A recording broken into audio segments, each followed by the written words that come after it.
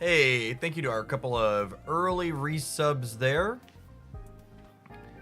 Skizzer with the over 2 years. And Mage Cub coming in hot for almost 6. Good morning, good morning. And Moyne, thank you for the 21 months. Howdy, howdy.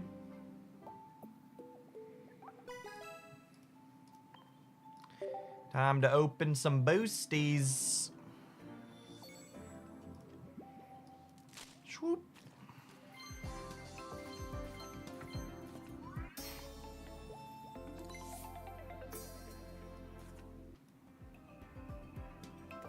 Morning, Queechy. Roger Gould, thank you for the 3 years. Welcome back. Yeah, I loaded it up and it like didn't work for like my first 3 games and then it just started working. And I don't know if I pushed something different or if it just took a second to kick in. But it was like up and not tracking anything for the first few and then it started working for me. So I don't know exactly what I did, but it started functioning for me eventually. Pretty sweet that there's a tracker on mobile now.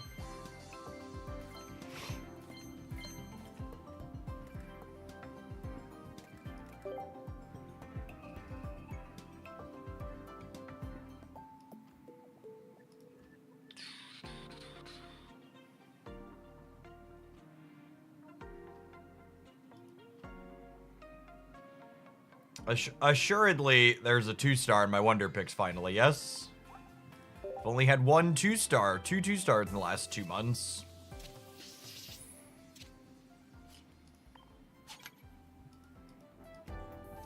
Assuredly, today's the day we make it 3, yes?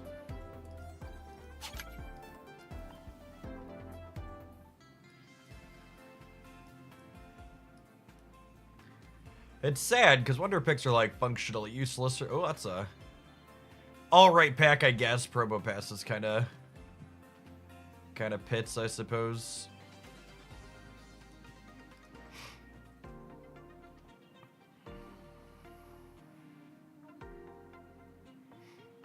It's because they lowered the rates recently. Yeah, they've always been bad. They've always been bad.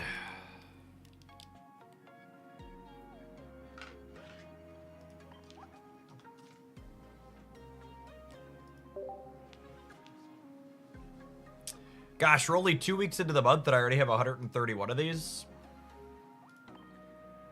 Not gonna have anything to do with them, gamers. 136.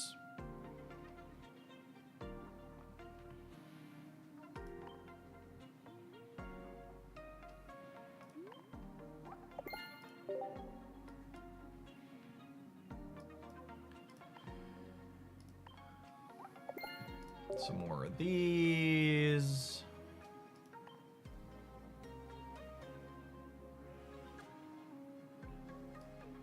My YouTube stream has been live for like 4 minutes, and the YouTube dashboard is like, hey, Jeff, you should put an advert in now. Calm down, YouTube. Nobody loves you or your adverts.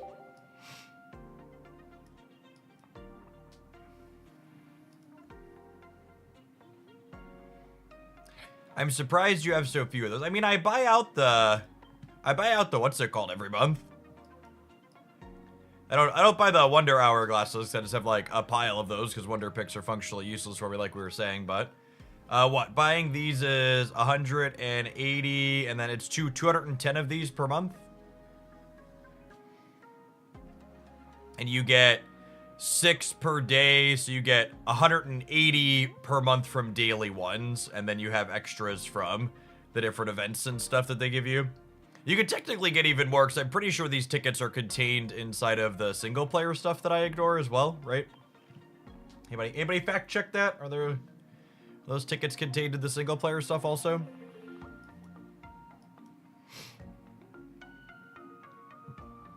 They are, yeah. You get a lot of them in the solo PvP battles. Yeah, that tracks. Dictators, thank you for the 19 months. I appreciate that. Welcome back. Roger Gould, thank you for the 36. Good morning. I've got 800 plus I'm sitting on. Holy. I assumed when someone said there were a lot in there, it was, you know, metaphorically, but sitting at 800, that is a hefty amount.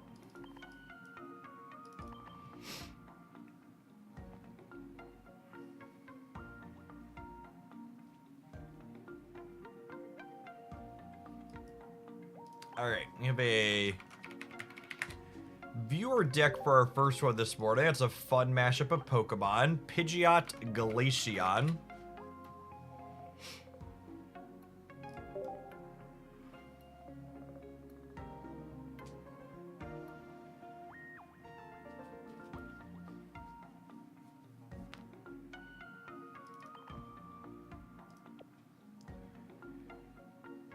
Pidgeotto, Pidgeot, Glaceon.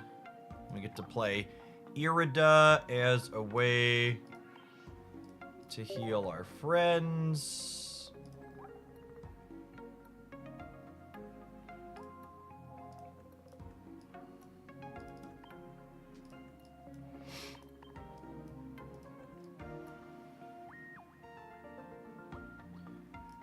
Osiris. Cape, a Rocky helmet.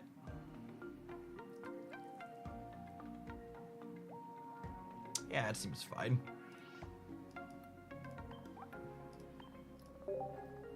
Morning, Retracer. Click through assigning our many flares.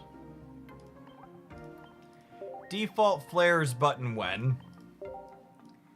Default flares button when, Dina?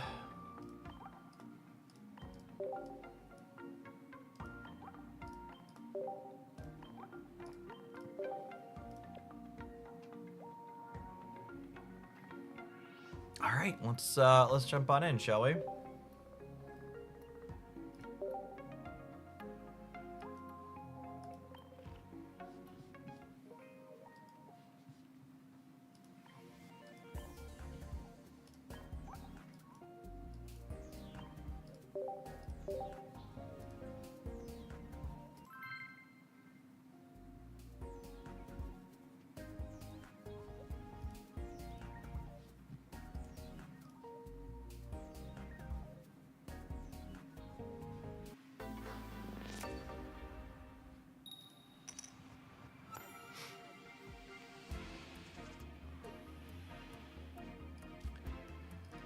First energy advantage is nice. Them having fighting energy is a little scary, though. Our poor little Eevee is weak to start. Get to evolve into Glaceon, though, which is nice. We're looking to dodge Pseudo-Wudo or Hitmonchan into Lucario. Could end Eevee before it gets going.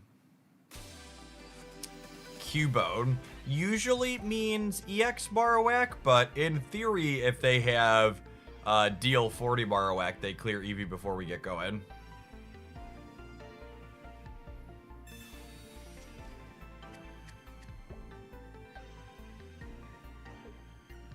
Triumphant Light missions give out about 390 shop tickets if I did the math right. That's a lot.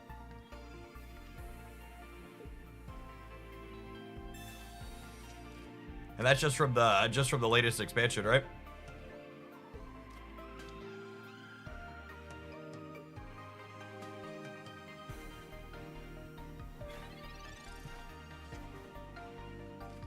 Alright, I would like one of your finest baby birds, please. That is not the baby bird I wanted for Christmas.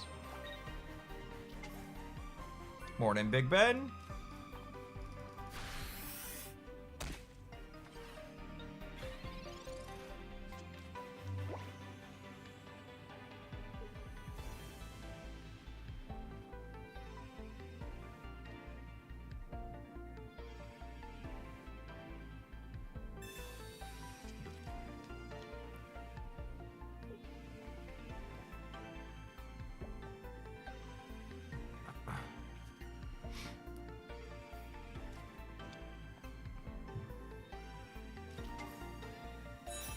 Alright, that's a Marowak.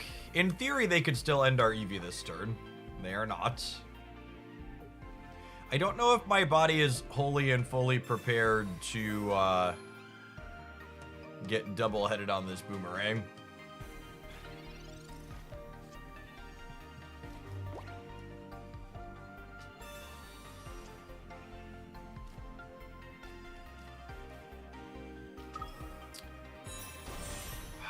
With the potion, we don't quite have lethal next turn, right?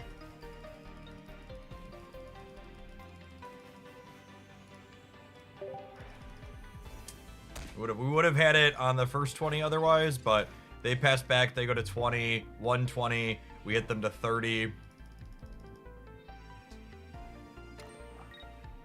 Now, if they don't have the Lucario, Irida lets us live through 2 heads here, so high rolls aside, we have a little bit of time to get working with this Glaceon.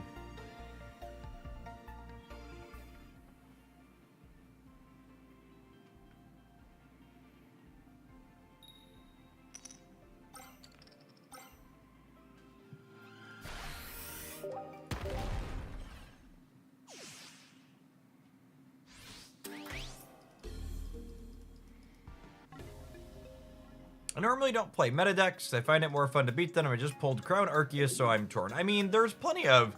Arceus is a meta Pokemon, because obviously it's in the Dialga Arceus deck, but there's plenty of non-popular ways to leverage Arceus. Grab you some Crobats or some Heatrans and have a good time.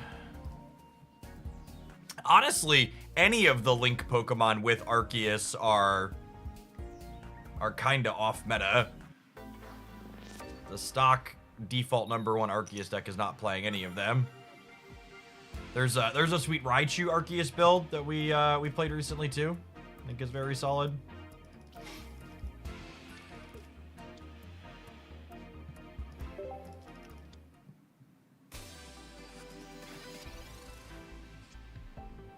Yeah, Carnivine Eggs is a good one.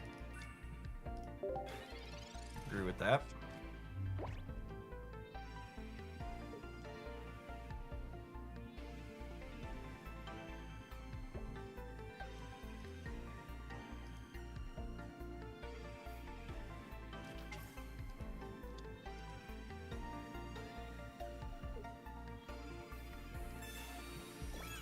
Joke's on you, I'm not gonna attack you for a while anyways.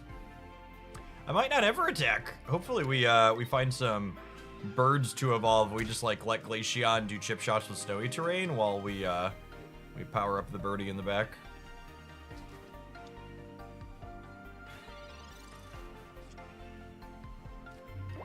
Yeah, I think I'm just letting Glaceon take hits here since they had first energy advantage. There's some merit to keeping this Pidgey in hand because we do have 1 communication, but I don't want them to be able to Sabrina up this Pidgeotto.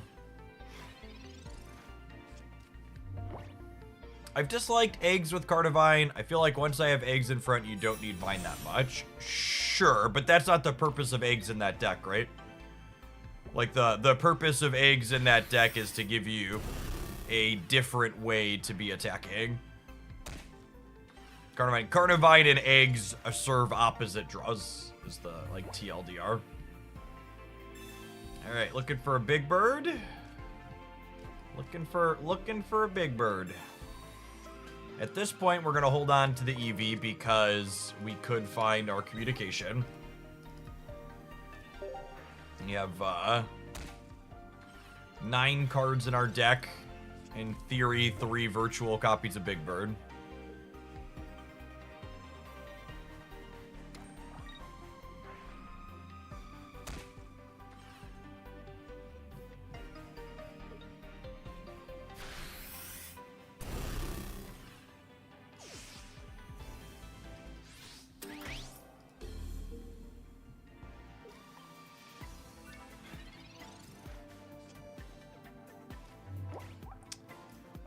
I'm out of basics at this point.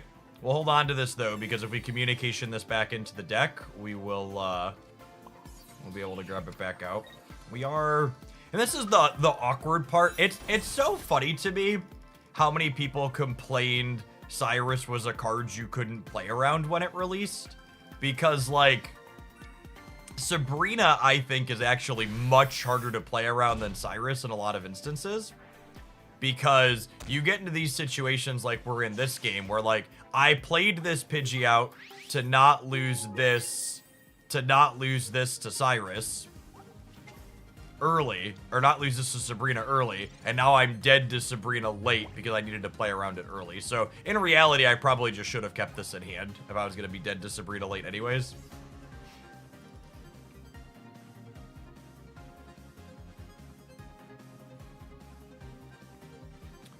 We're at 150, and we take 100 per hit on this, so I think we're actually cooked, unfortunately, yeah? Because Irida only gets me to 190. I guess I have one copy of Giant Cape in my deck we could draw. And if I hit the Giant Cape, it effectively pushes me to 210. Alright, so Cape lets me live, Glaceon lets me live. Okay. We are gonna be dead to a copy of Cyrus. But there's nothing we can do about that one either now at this point. I am going to go ahead and Irida this turn, because Iridaing this turn means if I draw my second Irida next turn, I can put the Pidgeot back up and get attacking with it. So, can't beat Cyrus, no point in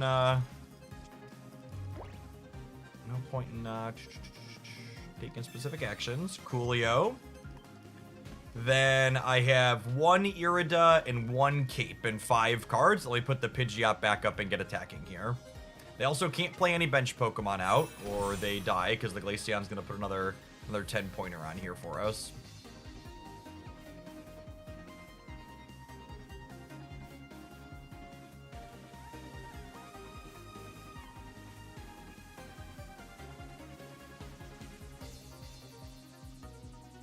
If we hit our other sustain card, we might steal this.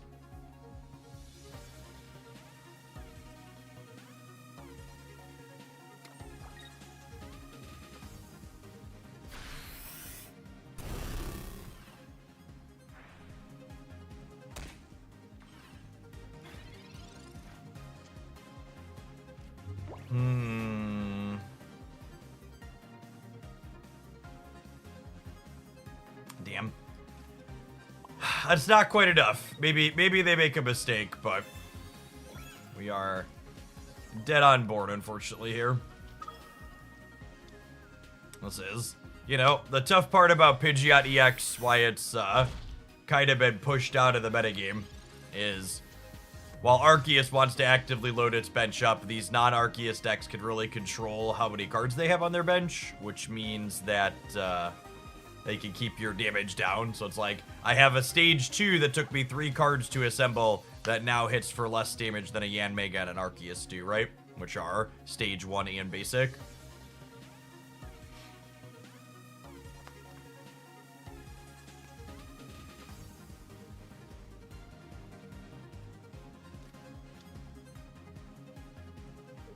So we're dead to retreat the Darkrai, put Weavile up, energy on the Darkrai, Weavile for the last 70.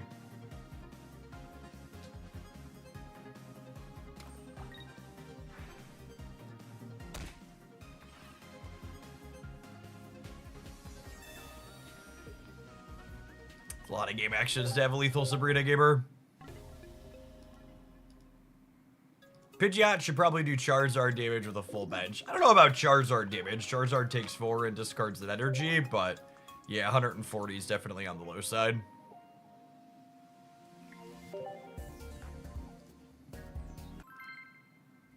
Especially in a post-Cape world. In a pre-Cape world, it was okay. Not good, but okay.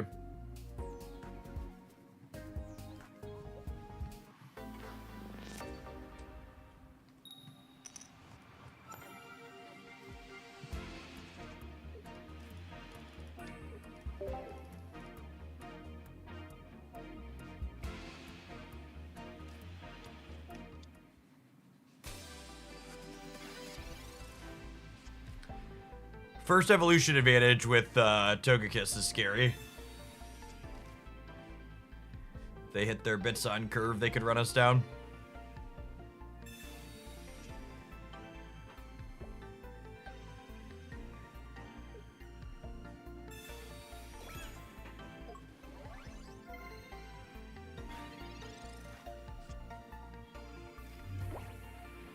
Right, there's an EV.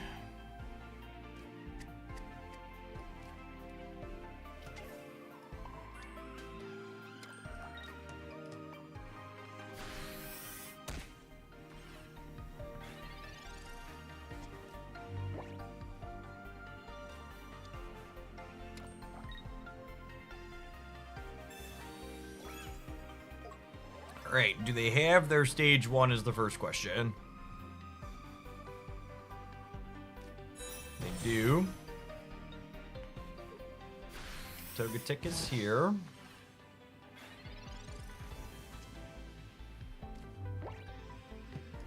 Let's hope it on research and decide where to go from there.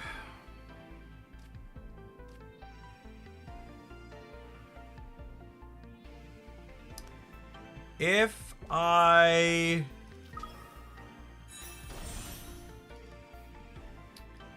find a stage 1 for this and we cape, they need Cynthia to clear it, right? Because we'd be at 100 minus 40. So I think I go for that line.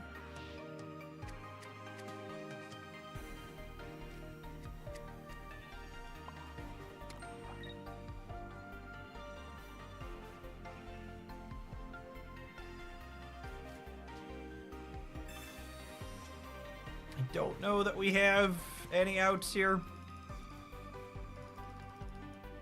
Let's put our hat on. Maybe they'll be missing their stage 2. That'll give us a minute to breathe.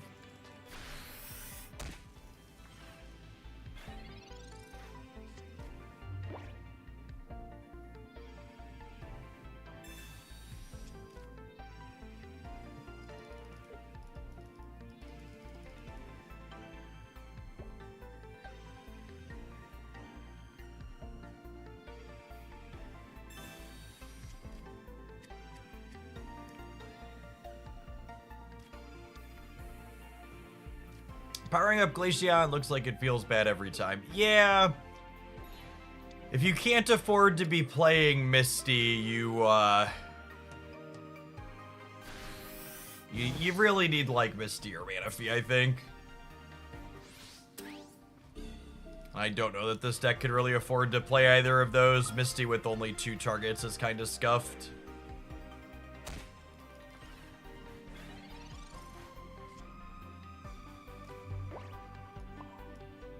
I mean, I don't know that it's a shame. I think this deck, I'm going to give it a couple more shots for the viewer submission, but I think this deck's just kind of an example of bad deck building.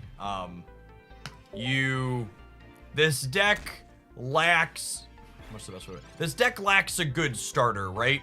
Like, we have 2 Pokemon that both need 3 energy to have a meaningful impact on the game, and we don't have time to set both of those up. Is the TLDR.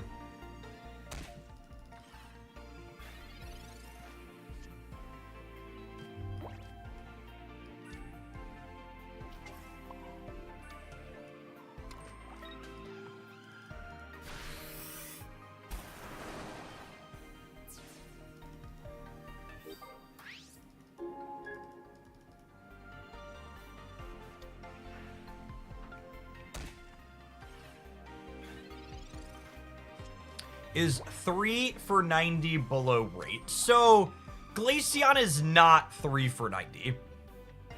So 3 for 90 is below rate. But it's not even 3 for 100. It's 3 for 110, basically. And the way it spreads that extra 20 points of damage lets you get in chip shots in ways you wouldn't get with another card if you were just having 110 for 3 printed on the card directly.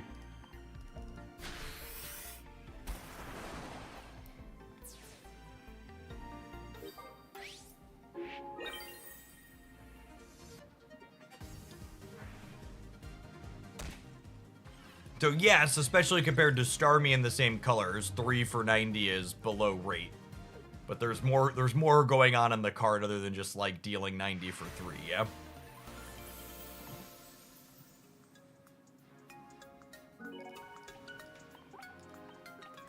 Glaceon with the hard carry there while they missed their evolutions.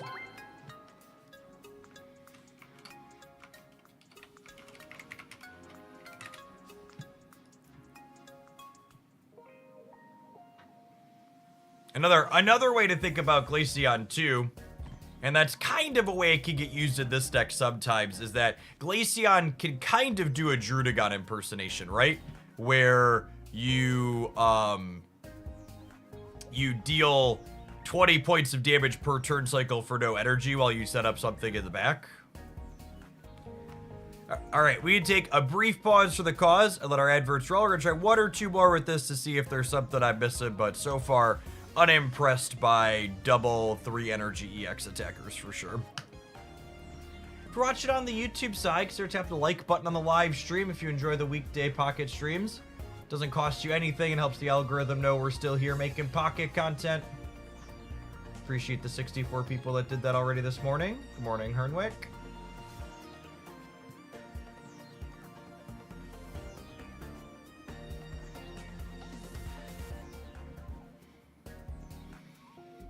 Yeah, I think Glaceon's a fine card. Glaceon is a card that the more that I've played it, the better it's felt to me. It's just like, it's not Arceus. I wish they did balance passes in this game and they would make Arceus less offensive. It is the most erroneous example of power creep this game has had to date, and it is not particularly close.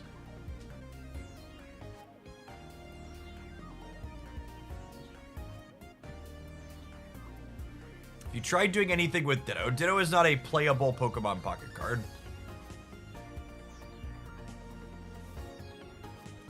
What would you change to balance Arceus? Any of it. You delete its Pokemon ability to start. That's wholly and fully unnecessary while making lots of cards unplayable.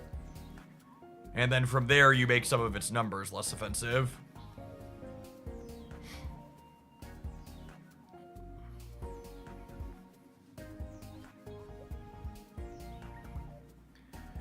Arceus is the primary example of power creep in this game. The problem is, like, it's an extreme example of power creep that invalidated probably close to double-digit cards all on its own.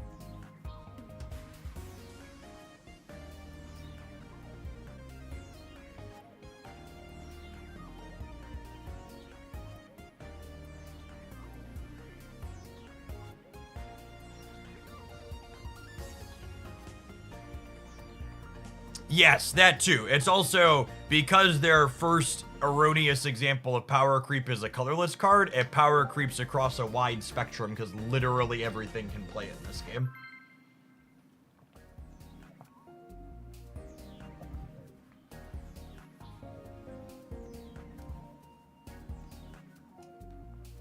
JPEG, thanks for the brand new Prime, I appreciate it. I really don't want to get into discussions about how to rebalance pocket cards because until they open that can of worms, I think you should assume they're never going to do balance changes and we're just stuck with what we've got until they release new cards.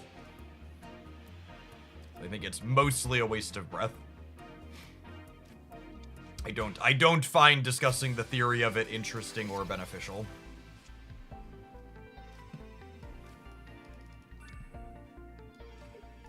Put a hat on this Pidgey. It's gonna get knocked out into it. Can at least steal 40 while it happens.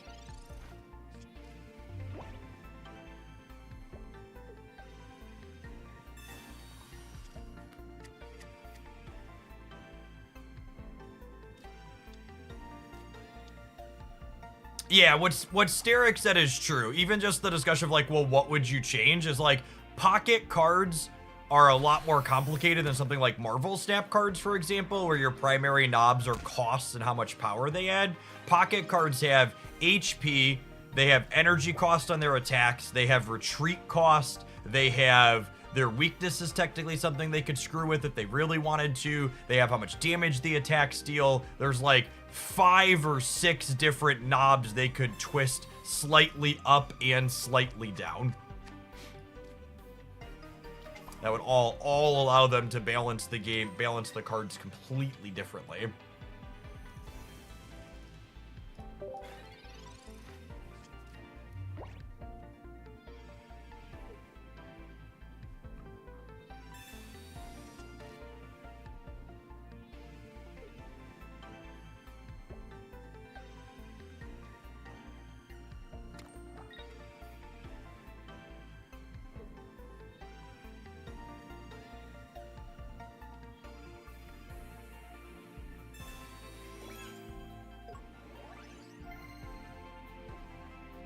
I'm doing pretty well, Red Link. Good morning. Some chill pocket games to start the morning. We've got a really sweet card release coming for Marvel Snap this afternoon. I think it'll be one of the most interesting of the month. Been looking forward to it.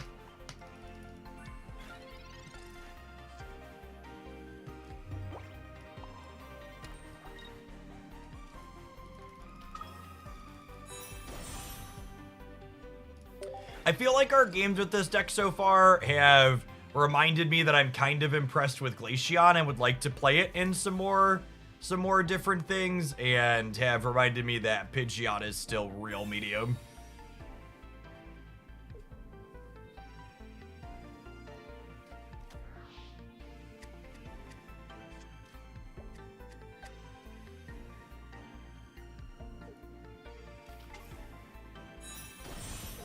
Yeah, there's lots of examples of paper Pokemon cards that disable abilities.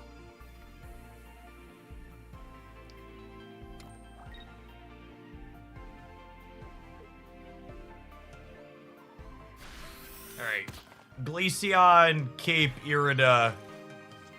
Ready to hard carry here, huh?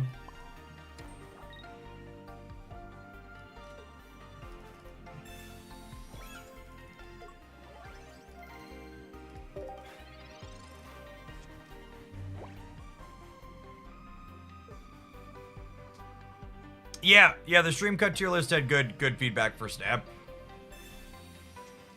Which honestly is a stark reminder that, like, having higher quality edited YouTube content is probably just not worth it.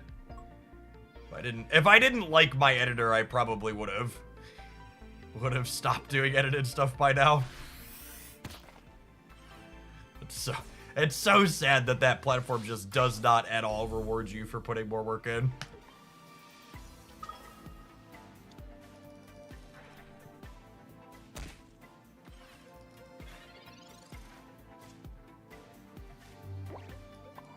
Alright, Glaceon, it's you against the world, gal. Well, I guess you have some support in the back here, technically. Can she do it? Yes, she can. Got effectively 240 HP, and we're one-shotting all of these nerds, so we might get across the finish line here.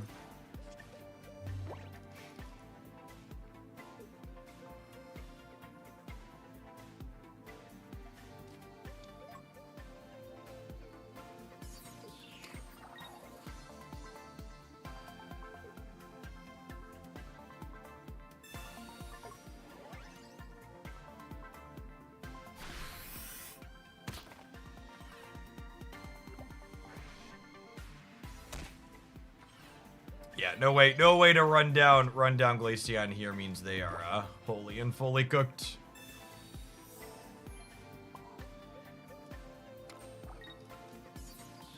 Sounds like it's time for Jeff to explore the 2 basic Glaceon Leafeon deck. LOL.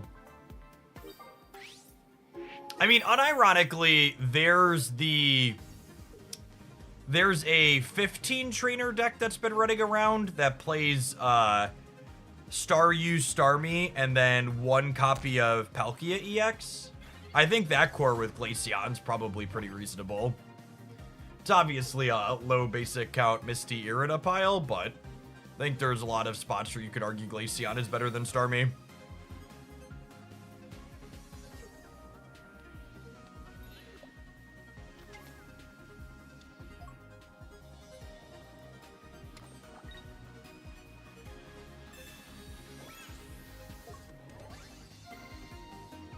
All right. I mean, the cape here technically means they live for a cycle, but I both have Irida and I have a Cyrus here to finish the Sudowoodo.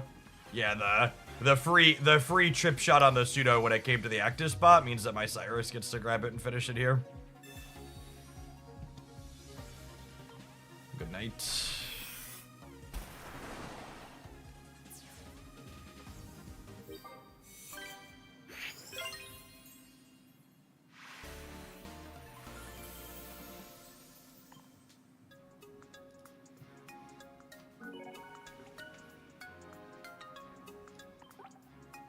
Some Glaceon Startle Spake Girls. It's actually going to be tomorrow's deck highlight. We played a bit of that on the stream. I think it has a tough time against the Dialga Arceus, but it's pretty good against like the fighting stuff.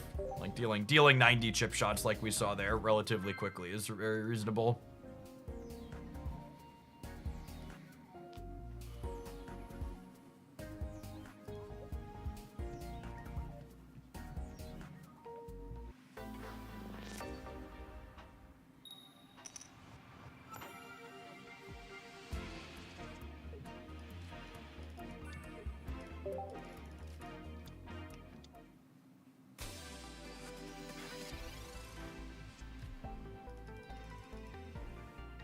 Look at these burbs, chat. Have you heard about the burbs? We can't Rocky Helmet them back. They'll pluck it off. That's rude.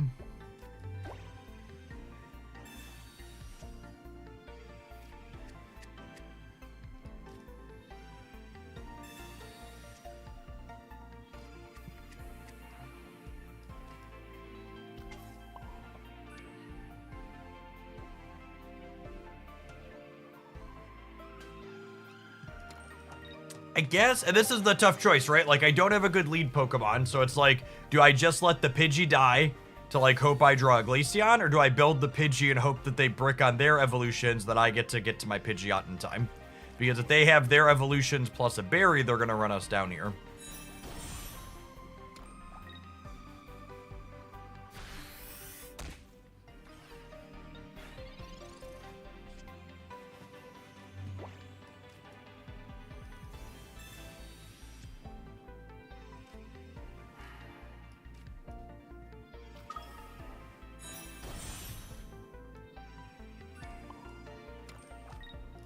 I'm gonna do this,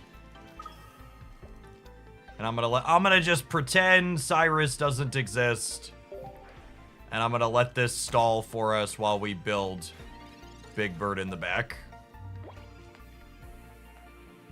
That being said, this whole plan goes to crap if they have Staraptor and a berry here, because Staraptor berry actually clears the Glaceon in one. Oh yeah, the opponent's deck's really sweet, by the way, if you haven't seen it. And a highlight of it on the channel last week, I think.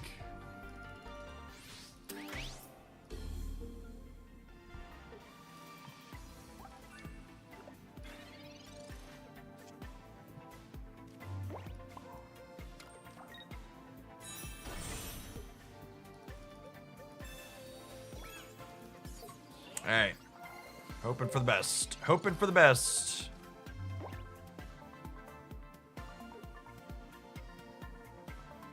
Dead to another Dark Ritual.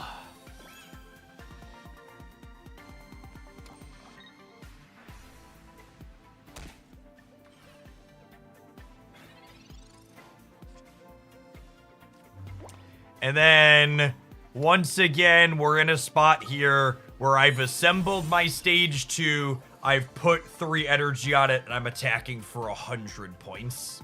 Alright, I'm done with this one. I think we're gonna decline Pidgeot EX deck submissions moving forward. Card is just actual trash. Glaceon was fun and reasonable in a few of those games. Pidgeot really is not.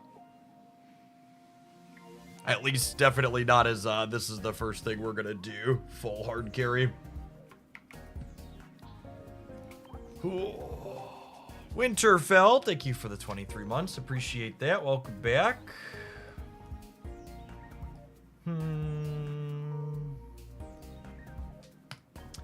Let's play some Blastoise, huh? It's been a minute.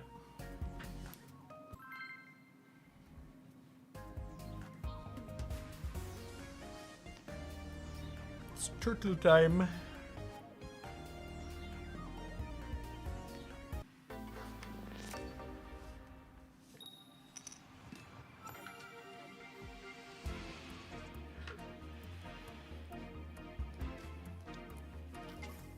All right, let's draw a basic Pokemon and then hit on our Misty, and we'll be off to the races. All right, if we just find a Squirtle, we could still be off to the races. Wow, what a brutal start, gamers.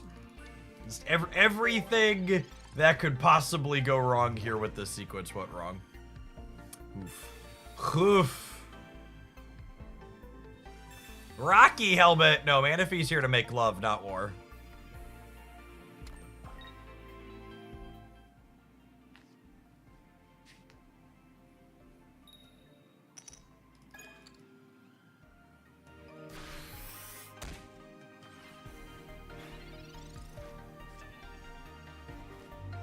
All right, origin form Palkia. Let's do it.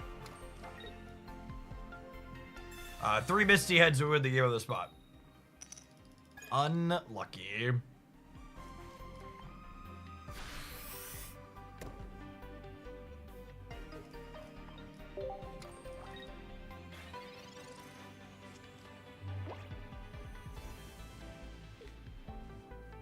With how bad the rest of our start was, I was expecting the Eevee to triple heads us. Yeah.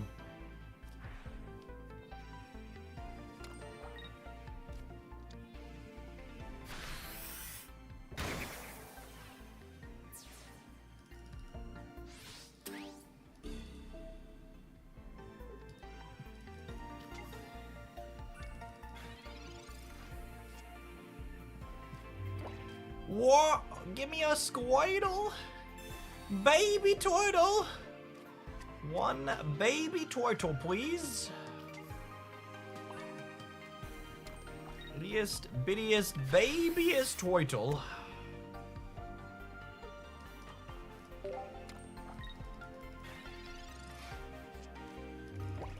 So they'll clear us. We'll zone smash them, evolve. They'll hit us. We'll evolve to Blastoise. We'll put a third energy on. We'll retreat this out. They don't have second Leafeon. We actually have lines to win this game. They don't even need any heads on the zone smash. Although I guess they're probably an Irida. They're probably an Irida Erica deck, so I do probably need to hit on the first zone smash.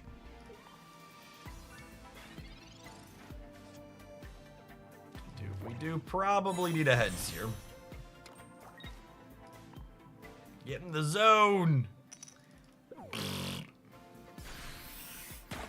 Maybe they just won't respect Blastoise and won't heal.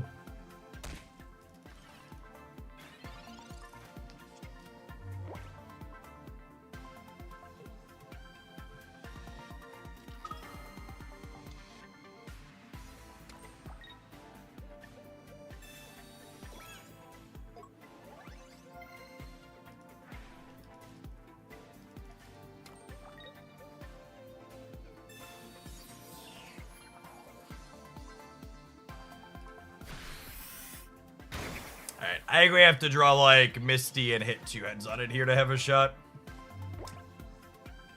Yeah. That game was really close considering how bad our start was with them having first energy advantage and having, what's it called, on curve. If we'd have had Squirtle from the start and had been able to Manaphy energy onto it right away, we'd have been within striking distance.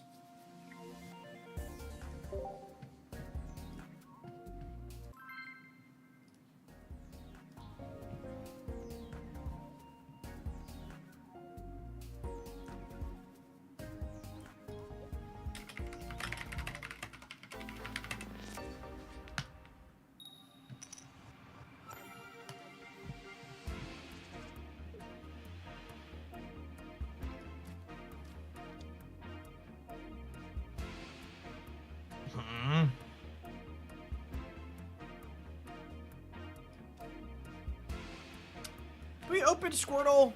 We have first energy advantage, so we could just go like water gun, deal 40, deal 100.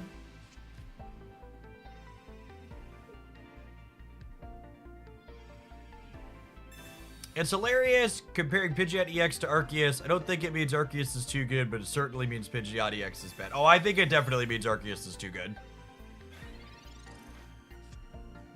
I don't think that's particularly close. All right, we hit Manaphy. Let's hit heads on this Misty so she can do an X speed impersonation, and we'll be off to the races here.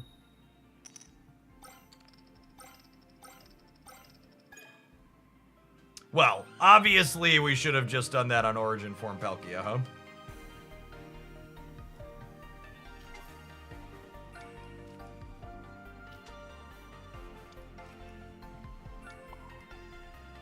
Would have won the game, Gibbers.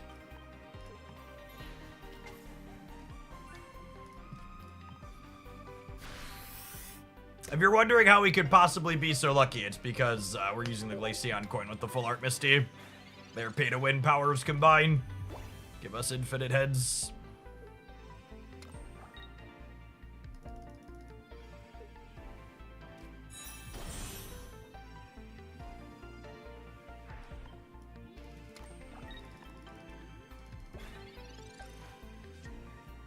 Hey, we got a couple of draws out of Blastoise here.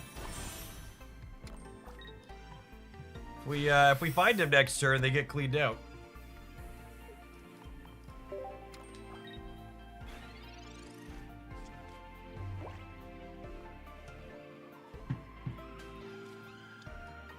$160 is so much damage in one go.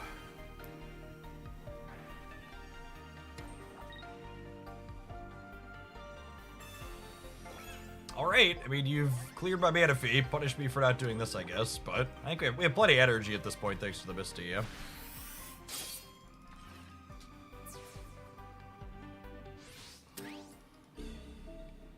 Even without the Misty, just the double mana fee activation is tough one for them to climb over.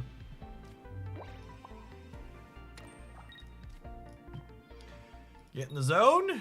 Oh yeah, that Glaceon coin, gamers. It's the real MVP. One wet noodle, please.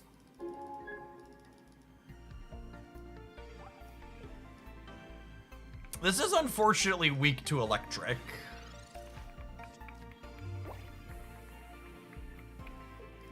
Which I suppose means if they have Magda Zone here, we're in trouble.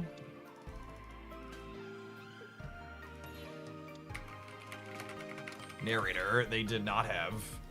They did not have it. Lovely.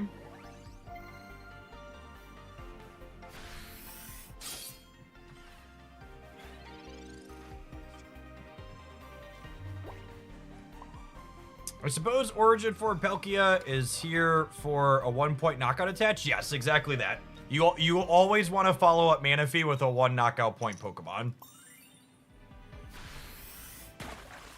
This being a high HP 1 knockout point Pokemon also means that you can lead on it and just build up Blastoise organically behind it, but it can also just hit a couple of coins here and carry a game all on its own, like we're seeing in the games where the last one doesn't show up. Yeah, the best builds of Manaphy, and the most common ones are not playing Blastoise, but they're playing the Palkia, because it's really solid.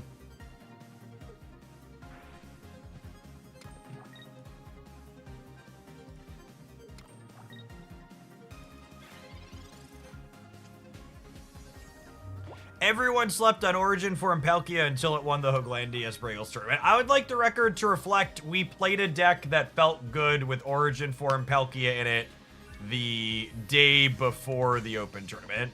Okay, thanks.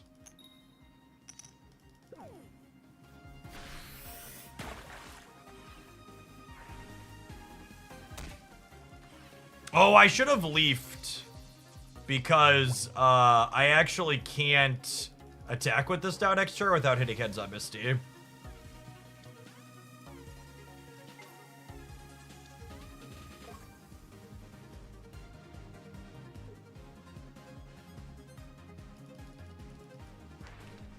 A small mistake on my swap around here.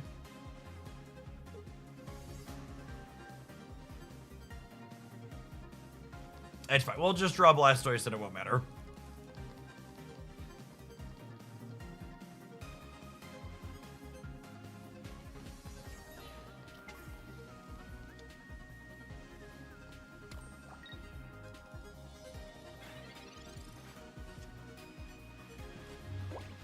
There is 1 Manaphy, 1 War Turtle, 2 Blastoise in my deck.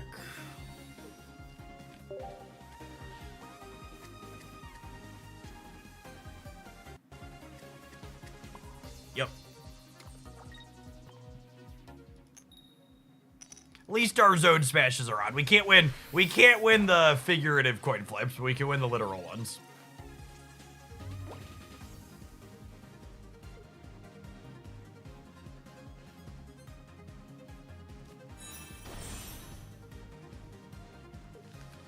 Hey, Sleepy Dog. Thanks for supporting my content for almost 3 years. Welcome back.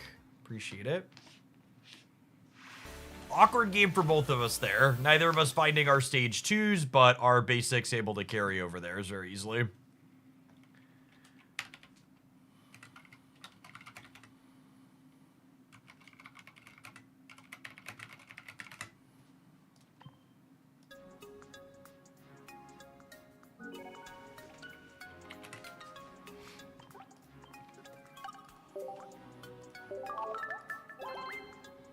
More in token.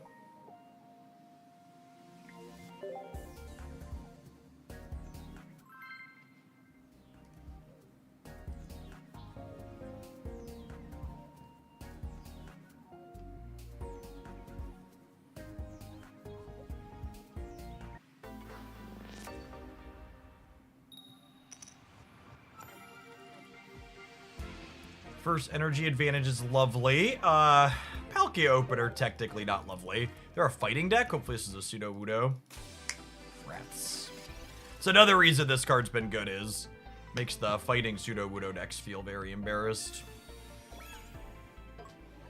It's fine. We're gonna flip 4 heads on the first turn, 3 on Misty, 1 on Zone Smash, and the game will just be over.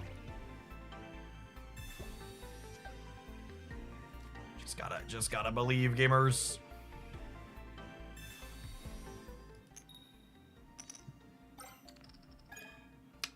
Can you believe how unlucky we are?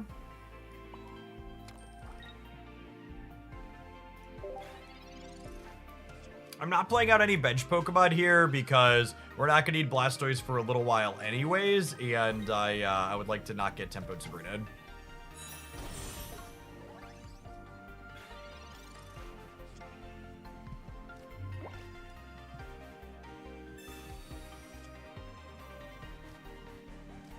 Lovely. Can play both of these out because we still have a second War Turtle to pitch to the communication now. I'm gonna put... I'm gonna hold the cape for now. Hopefully they just die. Rats. We're gonna play a game here, but the opponent is basically cooked, I would wager. They hit a basic, they get to keep playing the game, but they're pretty far behind at this point.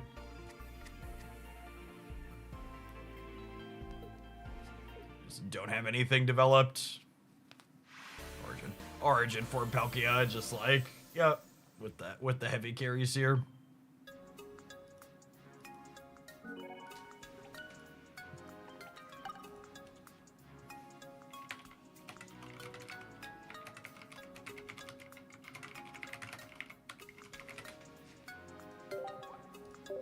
Are powerful basic Pokemon good?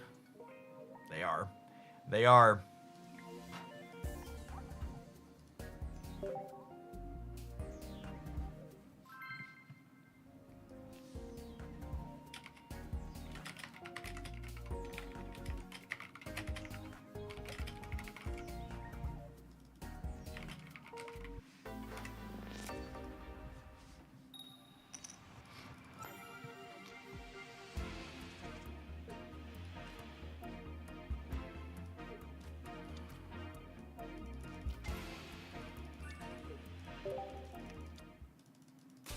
Do you let Manaphy go as long as possible every time, or do you retreat it sometimes? That's a question that really just doesn't have a...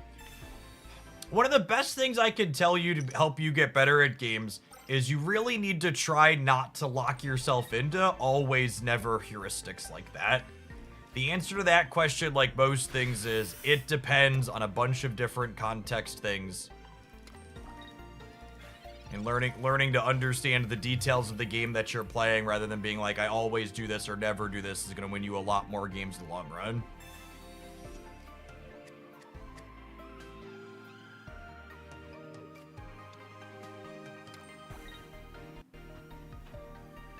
We're open for another Palkia or a Squirtle next turn, so we can get value off this mana fee. Come on, just not the mana fee. 75% to be something I'm happy with. Lovely. This set of games is literally just gonna be let's show Origin Form Palkia hard carry, isn't it? Just feel it that way.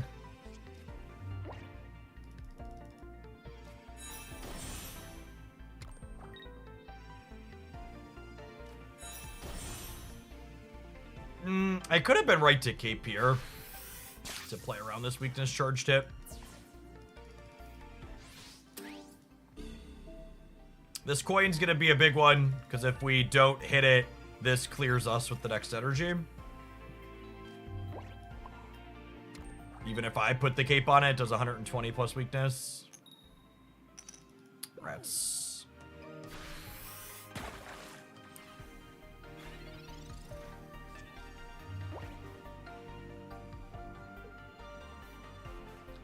And then if they have Luxray Volkner, we're dead on the spot. And even if they don't, we're pretty far behind once they take their second knockout point here.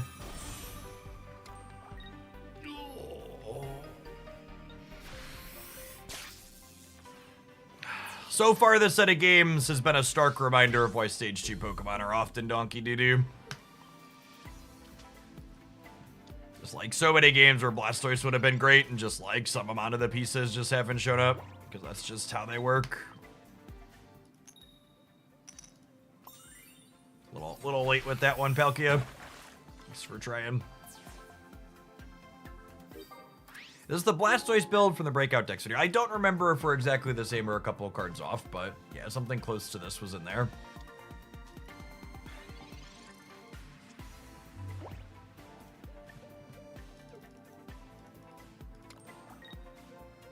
Are we cooked? We're not cooked yet. That's exciting.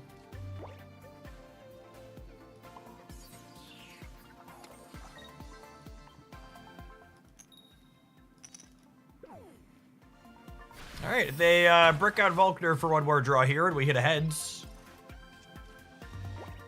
Maybe.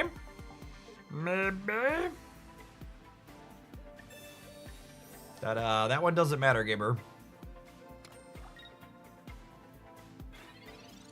We're either getting in the zone or we're not. There's no in between.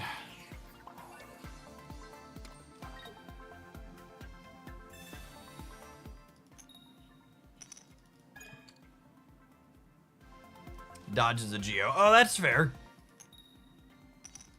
All right, we're gonna let our opponent go ahead and knock something out here to take the win. So I want to learn about them. Do they murder the innocent, adorable turtle on my bench? Or do they take down the Pokegod for their last point? This allows us to peer a little bit into their soul and see what kind of human being they are.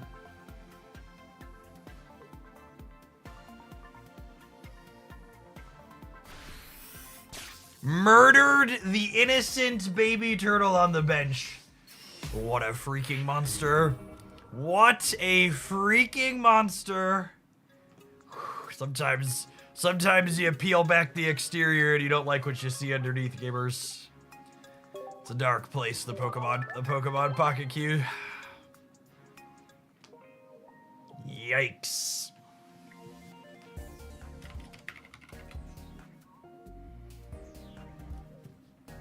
Before we take our Twitch and YouTube ad break for the hour, I would just like to take a quick second and plug one of our wonderful direct sponsors, or the folks that make my wonderful branded shaker you always see me drinking out of, advanced.gg.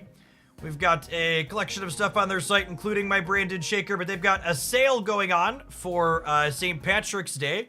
My Hogalandia code currently gets you 30% off of most everything on their site, including all of the tubs, and we've got a very fun Hogalandia branded sour rainbow candy drink mix up on their site. So check them out using my link in the chat with code HOGLANDY to save a couple of dollar reduce on your stuff. We're going to play some more Blastoise when we get back here. Let's throw the deck list up on your screen. We'll see you in a couple of minutes, gamers. Thanks for hanging out. Don't go anywhere. Watch it on YouTube, consider tapping the like button. Got about 200 slackers that haven't done that yet this morning. I believe in your ability to find the button, even if your significant other doesn't.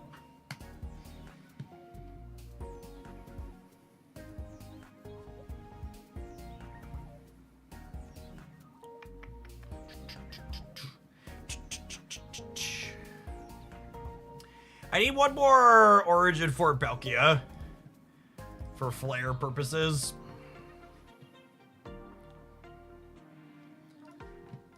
I haven't been keeping an eye out for that one at Wonder Picks. I really should.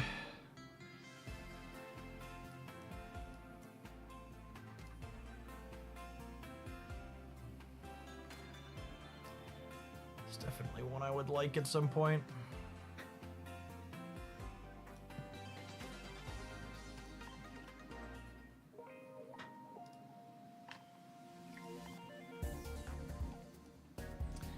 No Palkia, Sedge.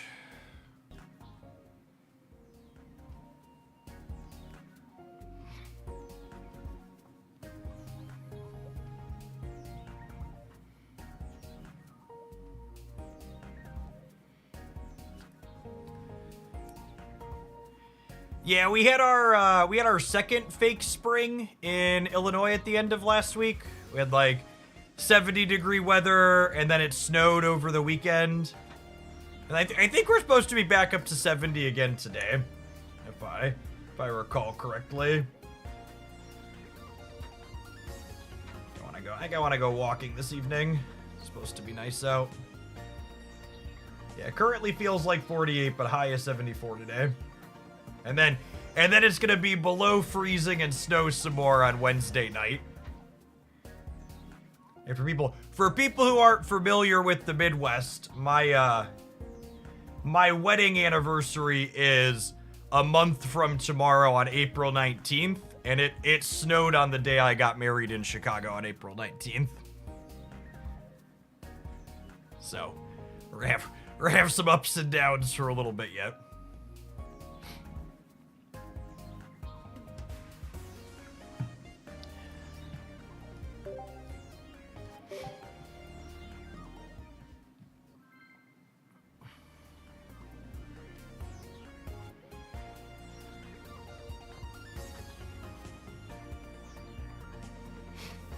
Usually you have, like, I don't know, up to half a dozen fake springs.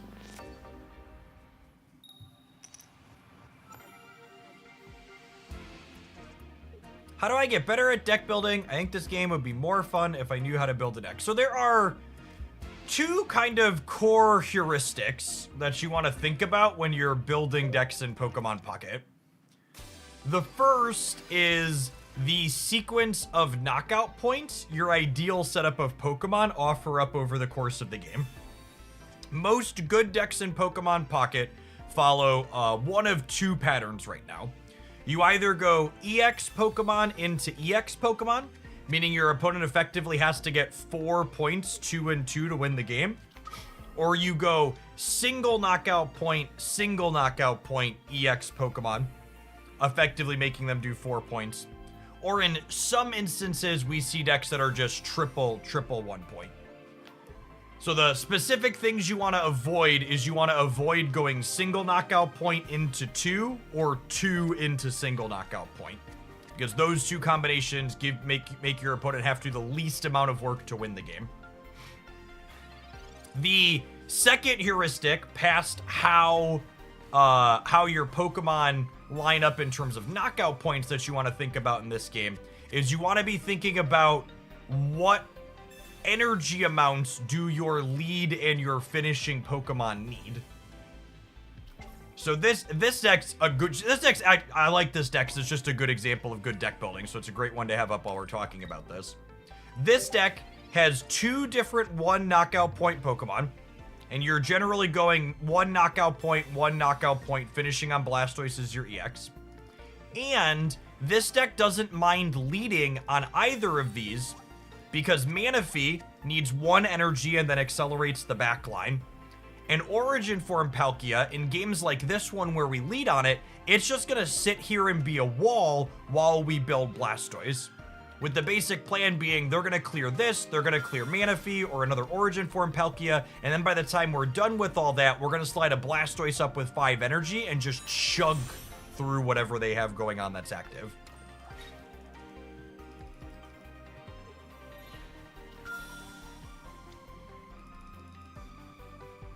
Now, something that could change my sequencing here is we are playing 2 copies of Leaf. So if I top deck a copy of Leaf and can pivot this Origin Form Palkia out, we'll go ahead and put Manaphy up and start leveraging it. In the meantime, in between time though, we are just like letting this be a brick wall and then charging this up behind it.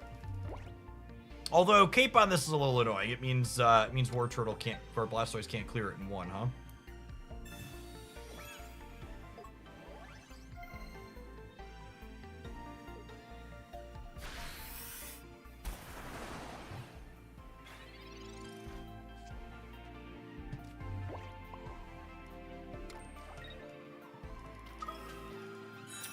With the Cape here, and this being at 3 now, if we find the Leaf, we're gonna Leaf and then crack this for 100 and then clean it out with the second hit at this point.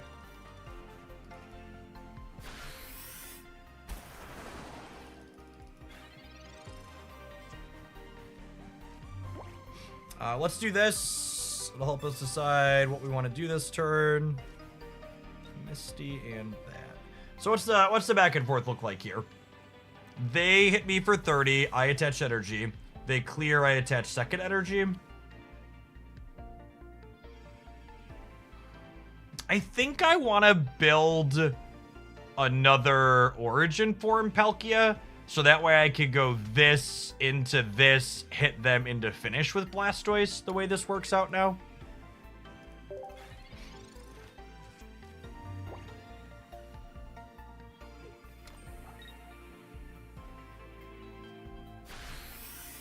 And then this Cape will be useful, because if I attach the Cape here, well...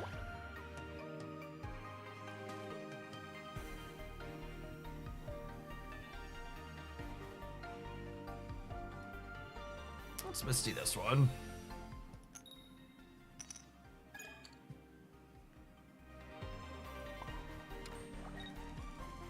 Do I want to attach the Cape? Maybe I don't.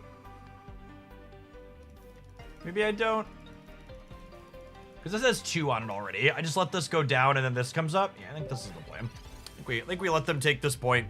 Because if I put this up and they Dimensional Storm it, they don't win the game and then Blastoise finishes, right? Even if I hit Tails.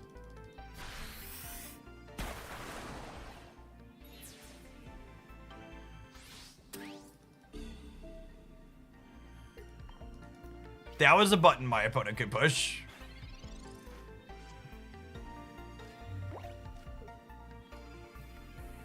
We're just like sitting here tactically having it on, and they're just like, 4th energy. Ugh, getcha. Alright, alright. Alright, calm down. I see you.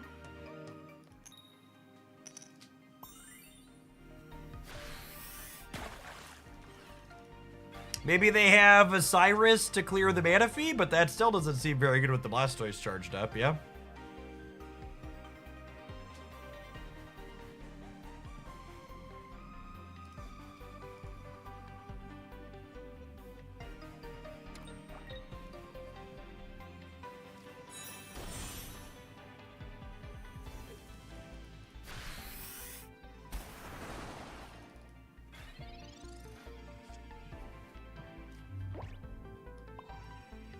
How many times do I play a deck before I make a change to it? That's not really a question that has an easy answer to it. That's something that experience tends to lend to just running on feelings. A single player is never going to generate enough games by themselves to make a data-driven decision on something like that. Oh, wow. They were playing Grass Energy this entire time? That's kind of wild. I kind of just assumed they were on Leafeon as their only way to do this. It's kind of funny. That's fine. They're cooked to Blastoise next turn.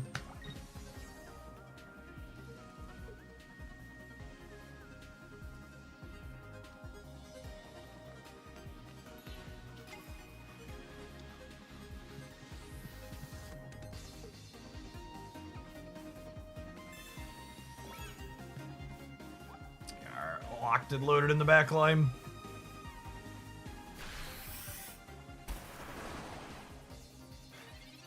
I'm not following what the game plan is for the opponent's deck. Neither are they.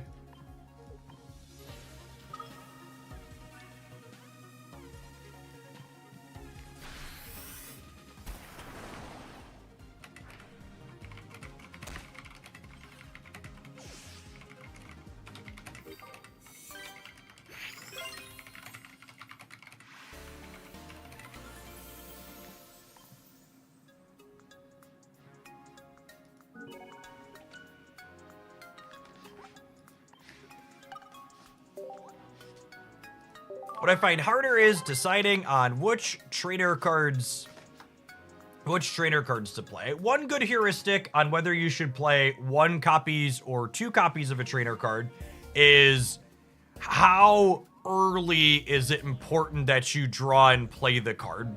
So like a good example of this is Sabrina and Cyrus are cards that you want to draw at some point in the game because you're usually going to end up in end game spots where they win you the game on the spot. However, if Sabrina and Cyrus are cards you're playing on turn 8, 9, and 10 to win the game on the spot, it's better to only play one of them because by the time you get to turn 8 or 9, it's more likely that you draw your one of.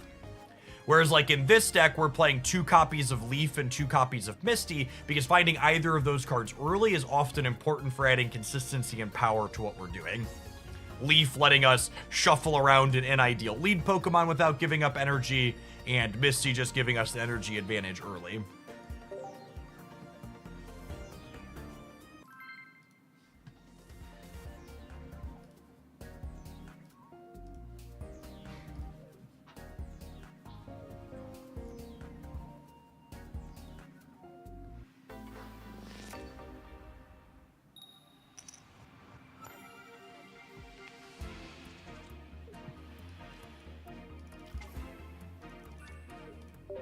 All right, we have first energy advantage here, but we currently have no basic Pokemon in our hand, so we're really hoping to draw 2 of Palkia or Squirtle in our three draws here. I guess Pokeball is kind of one of those, so we have 6 good hits and 15 cards, and we have 3 shots at them. I love a little hypergeometric distribution calculation in the morning.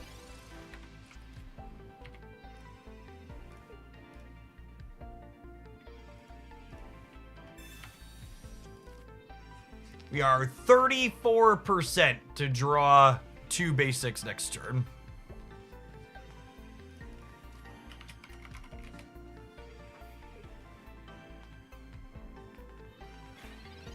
Dialga Pidgeot EX. It's a name I haven't heard in a long time. Noise. All right, not Manaphy, and then we hit our 34%er. Oh, baby. Oh, baby.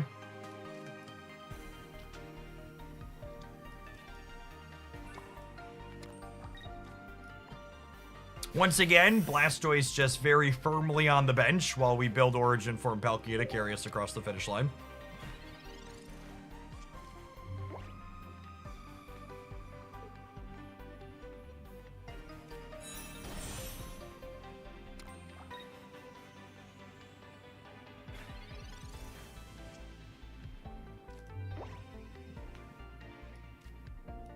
If we find a Squirtle, we would like to start building it.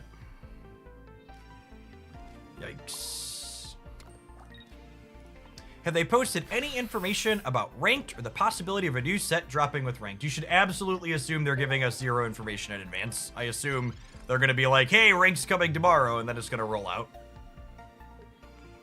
Which is annoying and unfortunate, but it's the reality that we live in with the way DNA decides to communicate with their stuff.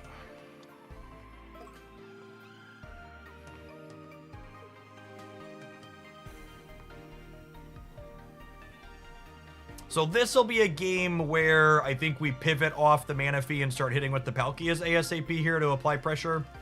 So we'll need 1 heads and 2 coins to clear the Dialga out. Especially without the Blastoise to build up, I just want to start running them down with these 2. If I had a Squirtle working towards Blastoise, we'd probably max out energy from the Manaphy, but since we're not building to a big hitter, I need my smaller hitters to get shipping ASAP. So one of those context things we were talking about earlier, like, well, do you leave Manaphy into the last possible second? It depends.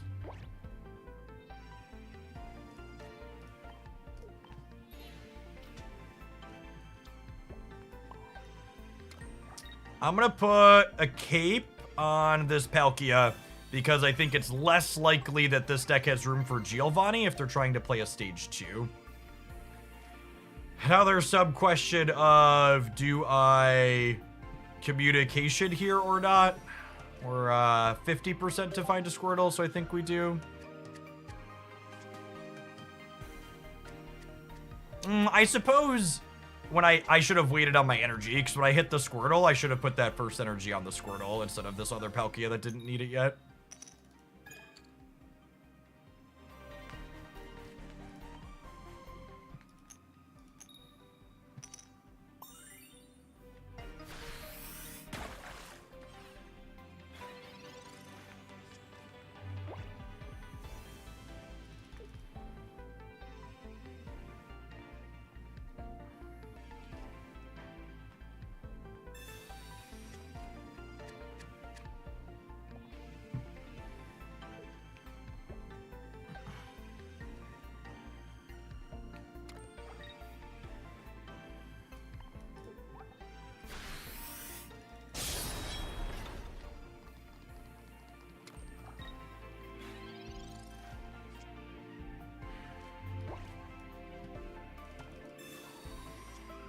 I think we're in trouble. 2 War Turtles and 5 cards. We're gonna pick up 2 points here, but I have to hit War Turtle next turn, yeah? Because they're gonna put Arceus up and clear this. I'll put Palkia up, hit them, and then they're gonna clear this in 1. So I need War Turtle next turn to hit Blastoise the following turn.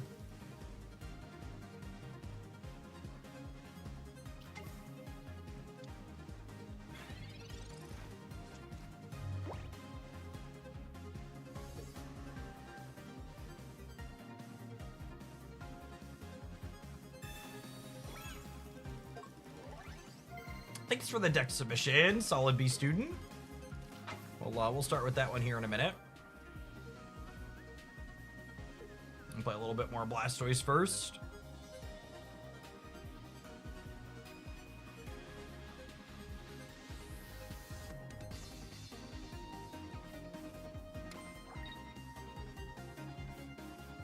The answer to a lot of your questions about how do you make choices during deck building, Zans, is just you need to practice and try things. Even someone like myself who's been playing card games for a decade and built a lot of new successful competitive decks still just like has to actually play games with the cards to try and figure out do they feel reasonable or good in a particular deck.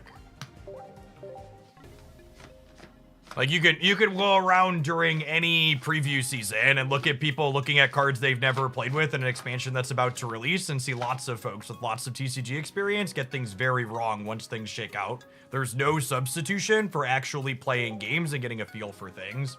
The other thing you need to understand is that you reference looking at other decks. In decks that are not, what's a good example? That 70% win rate new decks that I showcase every Monday. Something you need to understand is that most of the decks in those showcases aren't good. And very occasionally, in fact, a lot of the time when we have a new deck break out, I showcase it there before it breaks out. But a majority of those decks are bad decks that were played by good players or players who got lucky and had a one-off deep run in a tournament. They're interesting and novel to look at, and they're fun to try, but a lot of the time when I play them, it's like, oh, this just doesn't feel very good. So you also shouldn't make the assumption that just because you see something in a deck list, especially an unproven deck list, that those choices are correct. Because a lot of the time they're not. Variance cut both ways. Variance means good players with good decks do poorly, but also means bad decks do well occasionally.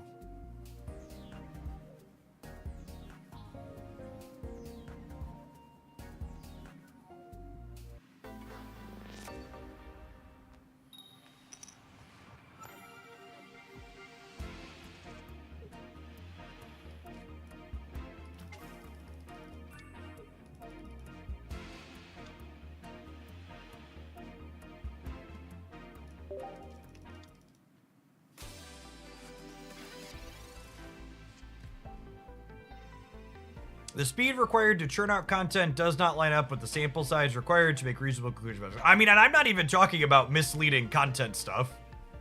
There's a lot of that too.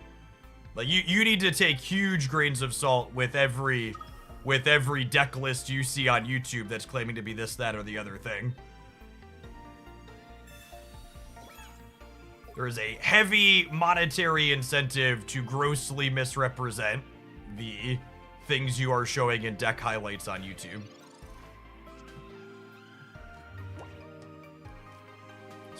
It's one of the reasons why you'll see me. I tend to be very careful and specific with the verbiage that I use.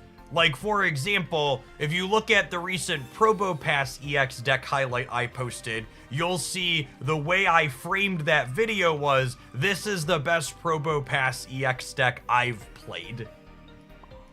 So it's calling it out as being potentially reasonable and the best in a certain subset, but it's just the best that I've touched, and there might be better out there. Or they might just all be bad. Narrator, they were probably all just bad.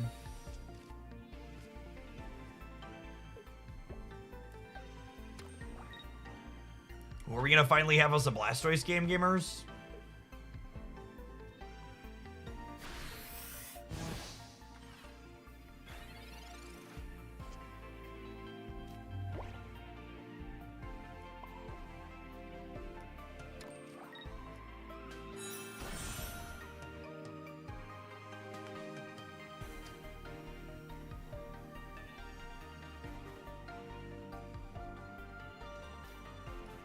So I think it's this, an energy here.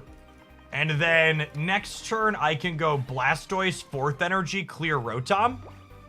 And then it's locked and loaded, ready to start 160ing things, yeah? And their Arceus won't be ready to hit just yet.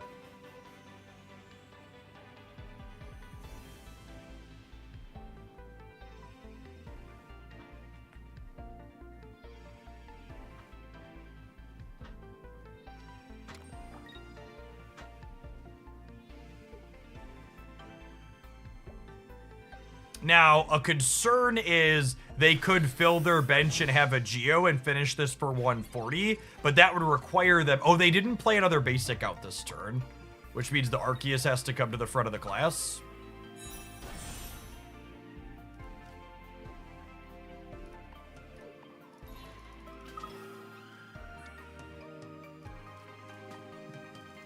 So even if they have another basic to pivot this back to and buy a turn, they're going to need a full bench after I knock out something next turn and have a Giovanni. Yeah, they just don't have it. They're cooked. Solid game for our Stoice there. 160 is a big chunk.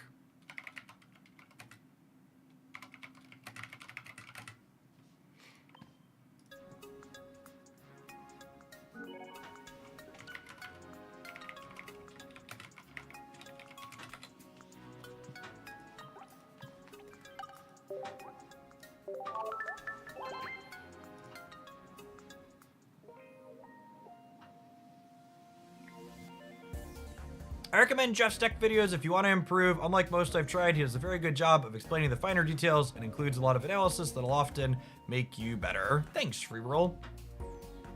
Yeah, I think both my educational background and experience building decks in competitive settings comes through in my pocket content really well. This is a game that definitely rewards deck building, it feels like.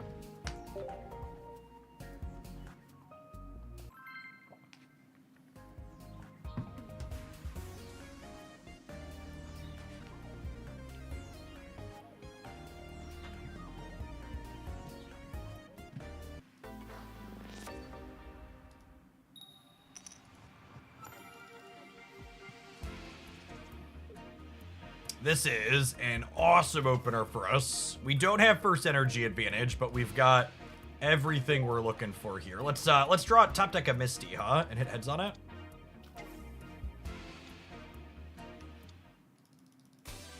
Darkrai opener ain't too scary. Wowza.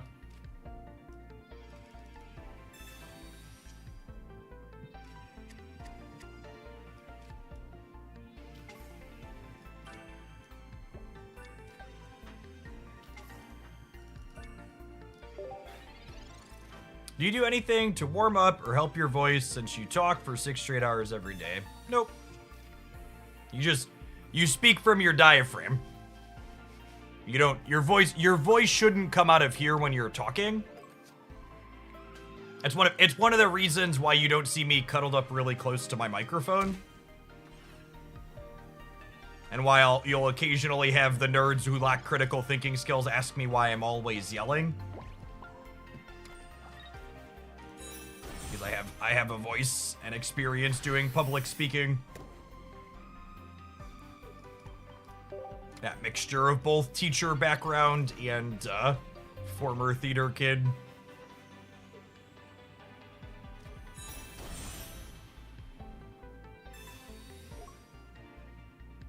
Oh, the Golbat here.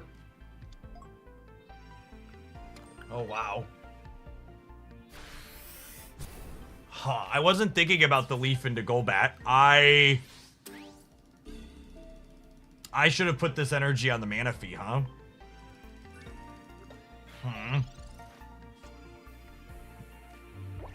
That's such an aggressive start for them. Our lack of first energy advantage is really hurting now. Hopefully this buys us enough time.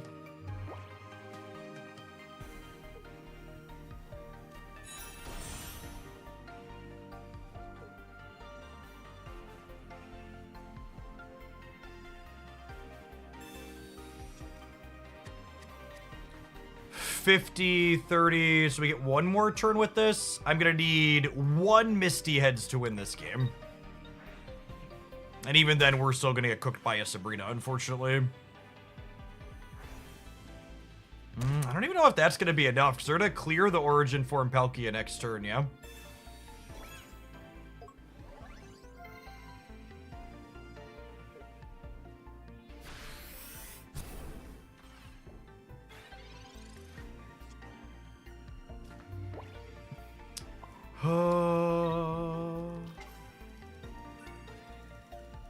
So we're gonna clear it with this. They're gonna deal 80 here. Yeah, we're actually just dead. First energy advantage too strong with their draw of everything come together. You take another build around submission today. I want to build a metal deck around Origin Form. I don't think Origin Form Dialga is a playable card, rip in peace. I think it's much worse than the other options. So I tentatively have room for one more, I think. We've got 2 hours till we swap over to Snap, but I don't think that sounds like what I'm interested in playing. That being said, we do have another viewer deck we're going to get built here.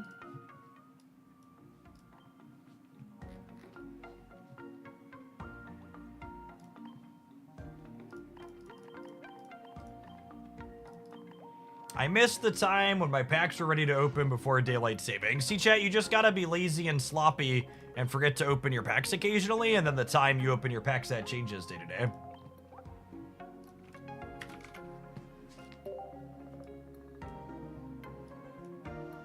Duh.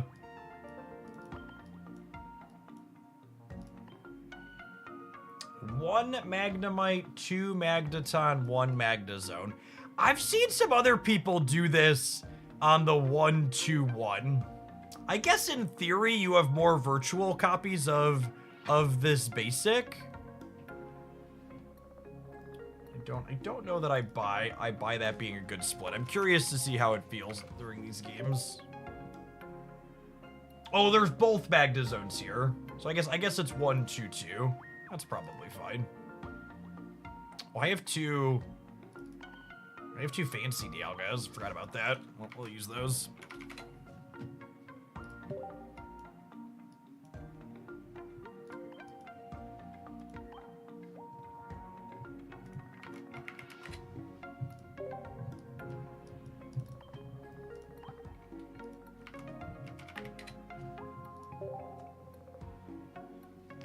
to Sky Shaman.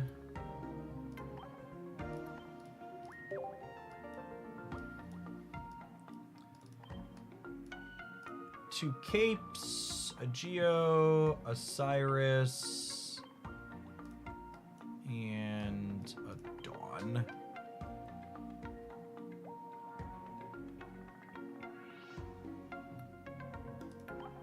All right, I have full Arceus, yeah. The search feature in this application is so bad. Yeah, I do.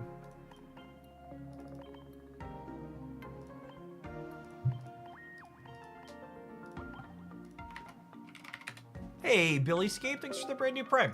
I know there's a ton of great people you can send that to every month, but those direct bits of support are a big part of why I'm able to be here every day, so thanks for keeping me around. Morning, good morning. Oh, there is a full art Memnite, isn't there?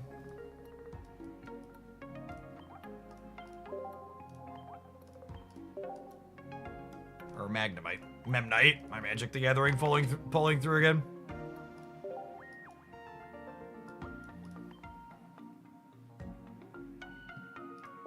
And obviously we want to get rid of Ralph's Lightning Energy here. I will say Dawn's extra cute in this build. Because Dawn both helps your Dialga hit for 100 sooner, but you could also Dawn Magneton up onto Arceus to have it start hitting on the second turn. I like that dynamic. Let's hop on into some games with this and see how it feels, huh?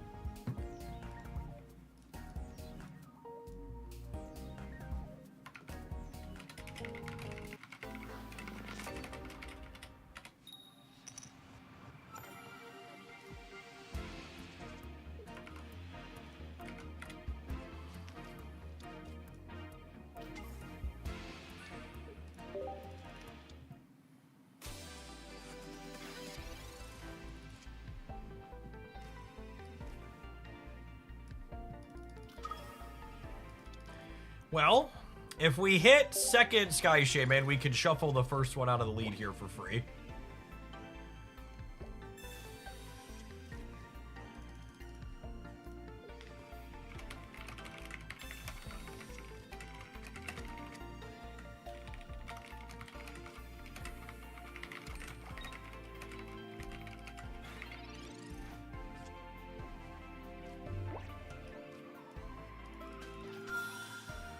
I'm gonna put the energy on the Dialga tentatively to start, because if we hit the other Shaman, we can shuffle these and then attack with this.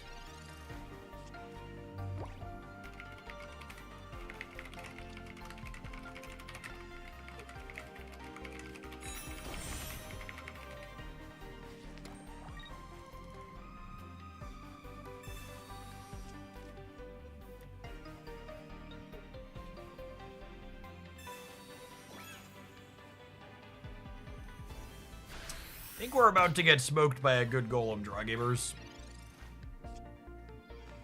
Alright, so you're saying there's a chance. Take a chance on me.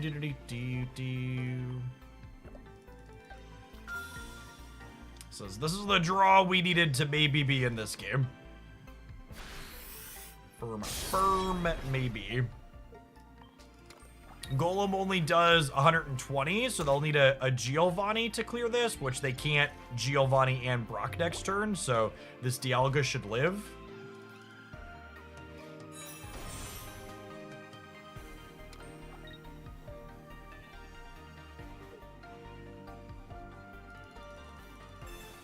Excuse me?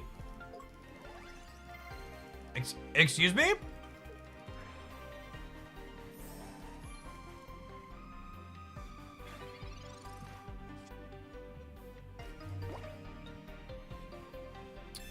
So I have to give up Arceus here to do it, but I think I'm supposed to clear the Golem, yeah?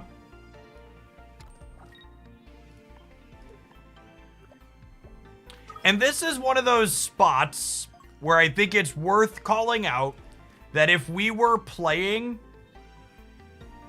Well, I guess we do still have 2 capes. I was going to say, if we had a cape here, we wouldn't be dead to the Marshadow. We just haven't drawn it. Our lack of extra utility cards could bite us in some spots, but this is not quite one of them yet. We're missing potions, not capes in this build. Drizzle Fluff, thank you for the almost 5 years. Appreciate that. Welcome back. It's one of the things you want to keep track of and think about when you're playing a deck like this that's kind of a different variation of an established good deck is how often does our atypical card choice end up punishing us as opposed to just playing like the stock defined build. Speaking of atypical card choices, holy...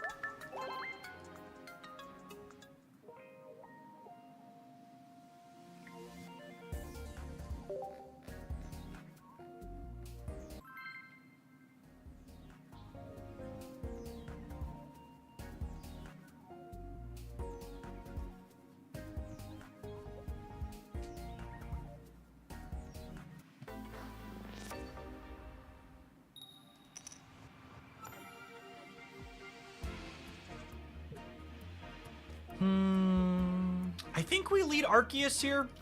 We have Magnemite, Magneton, so if we draw Dawn, we can get attacking with this ahead of curve, which is nice.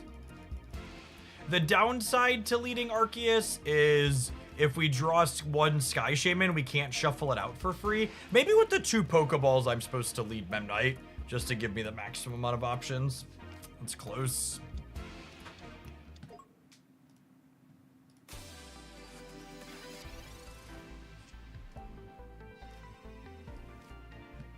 Fishing here.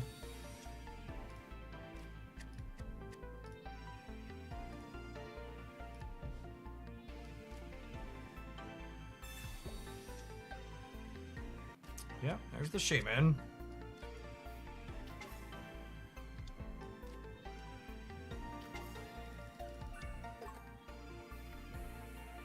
Manaphy Gyarados is a little scary here.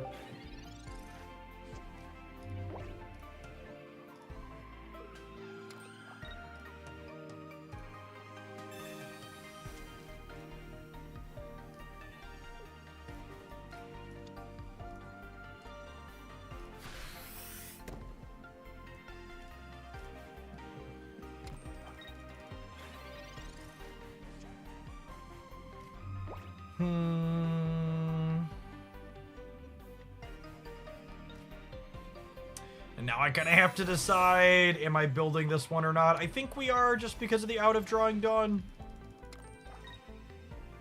I'll leave this last bench slot open for now.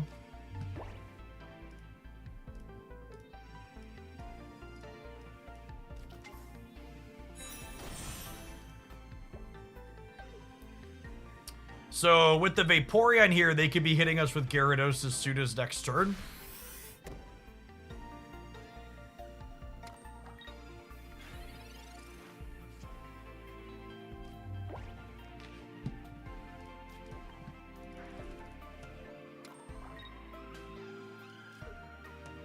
Cape here means we survive a hit at least. I think we just keep building this, and if they don't have the Gyarados, we run them down.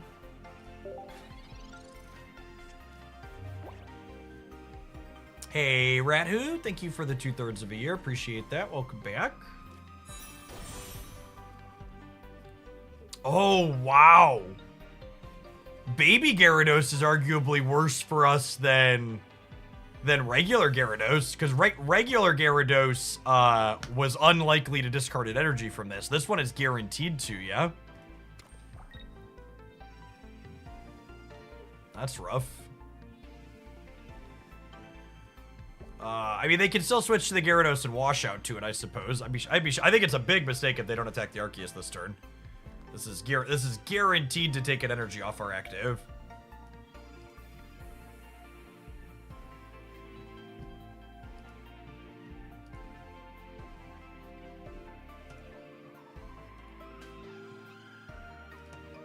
I mean, Baby Gyarados is underrated. I think it's pretty appropriately rated.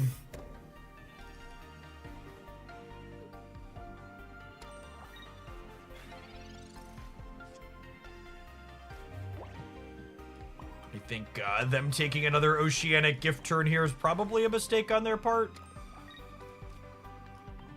I think they definitely should have moved the Gyarados up and kept me from attacking with this. I think I have a shot now.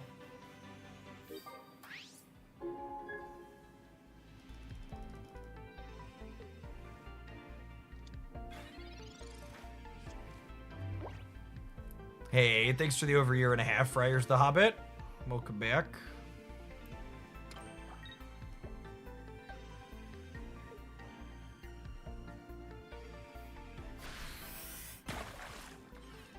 Water energy does not generate compound interest. LOL.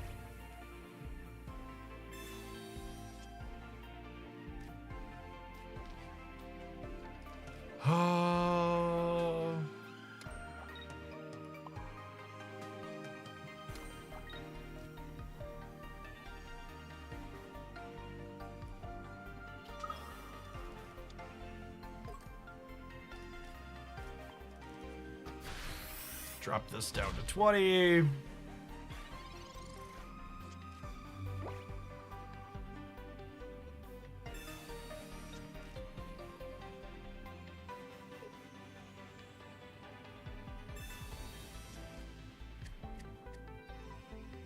Hey, Dialga, I missed your comment earlier. Blastoise is one of the cards in every new pack, it feels like it gets better. Yeah, I agree with that. Are we cooked? I think we're cooked to the Palkia draw, yeah?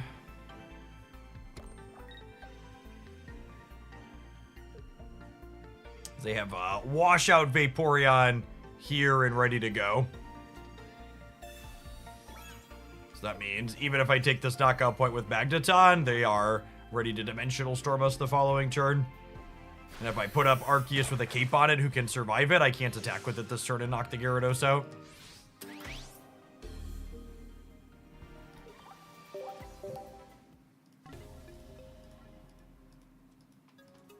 Alright, we're gonna give this one a few more shakes when we get back, but we did take a brief pause for the cause and let some adverts roll. And I want to make sure whenever you're watching on my channel that the adverts don't disrupt the actual context, like that's super rude when it happens, so...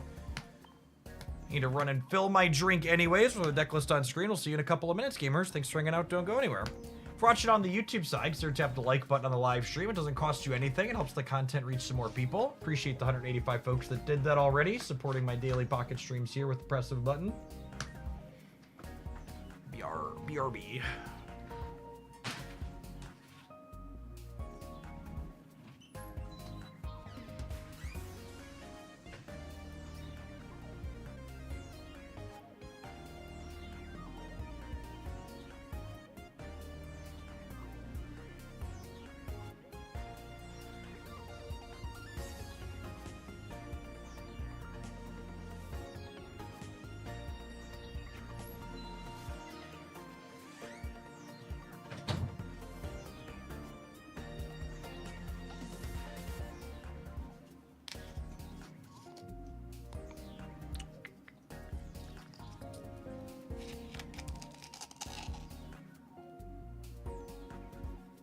Office gaming chair. The bike chair is very large.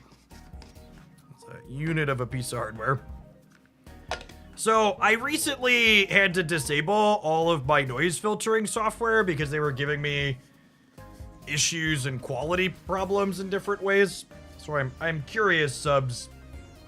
How loud is this audible? when I shake the mixer without anything going on? Does that come through? Is it less bad if I do it over here? Barely. So I was shaking here. I was like, oh wait, the microphone's over here. Maybe it's a little bit less bad if I shake it on this side. It's audible, but not bad. It's actually about the same on the other side. Interesting. Same noise.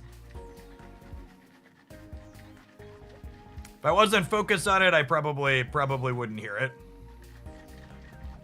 Noted. So probably don't do it during a game, but on the break, I don't need to worry about muting. We can shake while we chat. Speaking of the shaken gamers, I am mixing up some of my lovely, delicious advanced. I have some blue raspberry lemonade here on my desk. It's my favorite flavor I've had. And they've got a sale going on right now for St. Patrick's Day. Now through the 21st. My Hoaglandia code on their site gets you 30% off. And we've got this fancy Hoaglandia branded sour rainbow candy for St. Patty's Day up there. So check them out using my link. Get yourself something delicious to drink. And support my content all the same. Appreciate the folks that have done that. I got emails from a couple of conversions today. Hope you enjoy your yummy drink mix. I know I enjoy mine.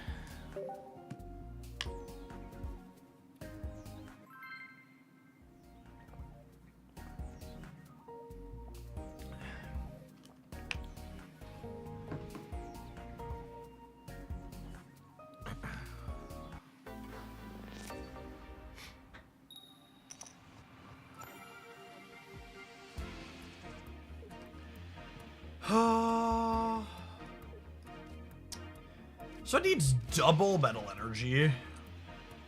I guess it still attacks on curve though, huh? Let's see how this feels attacking on curve.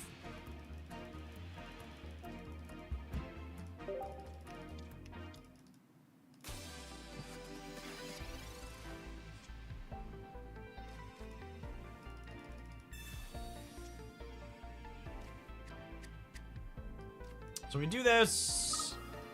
We do this.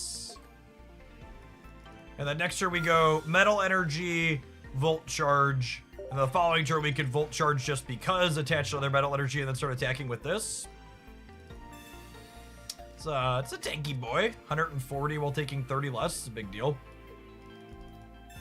I think it's actually be the first time I put this card on the board. We played a little bit with Raichu with Resilience Link, and that was impressive.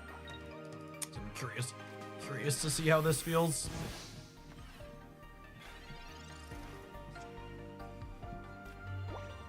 We're gonna take a couple of chip shots here on the meantime in between time.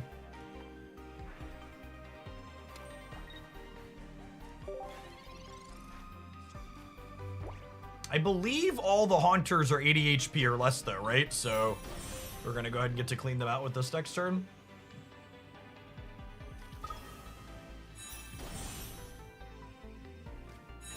Look at this incredibly brave status condition gamer in a world of Arceus.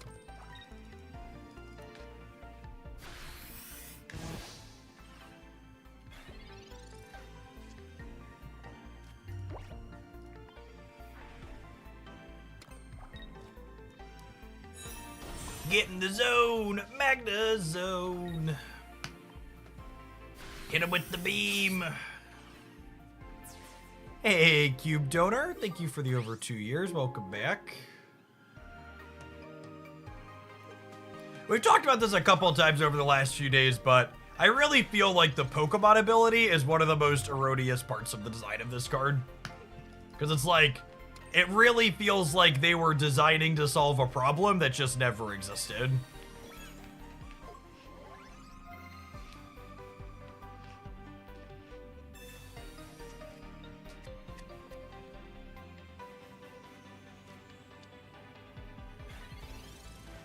Yes, they could literally just remove that part of his text box and he's still a very, very good card.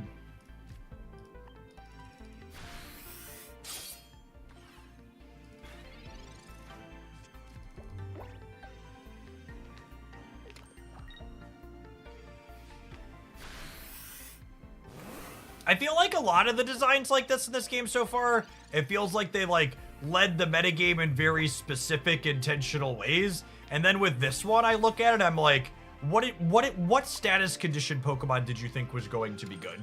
Because I don't see it.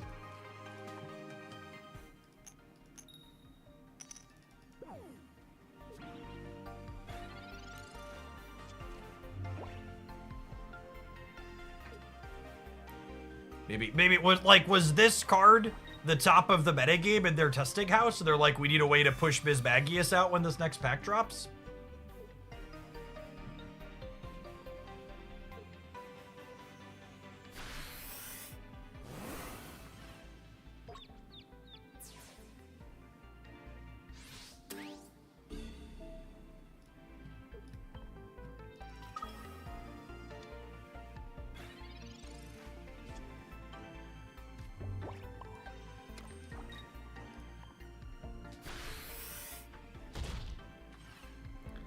There's just no way Bismagius at 70 damage was the top of the meta. Yeah, I agree, Bike Duker. I don't know what they were planning around with that line of text.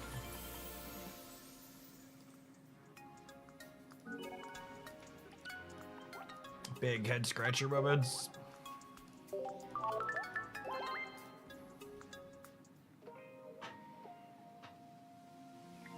With my 1250 pack points, should I craft a second 2-star berry or a rainbow Leafeon? I'm enjoying berry decks now, but I'm worried he'll fall off when the new set comes out. I do feel like Leafeon EX has a lot of potential to like get better as other grass cards are created.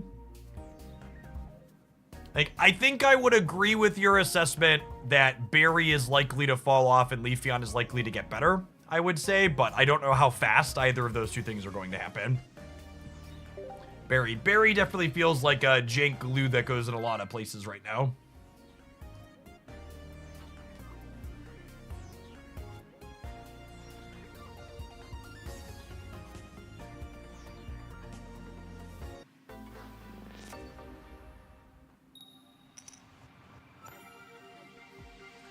What do you think of Toxicroak? I think Toxicroak is a card that's DOA as long as Arceus is a metagame staple.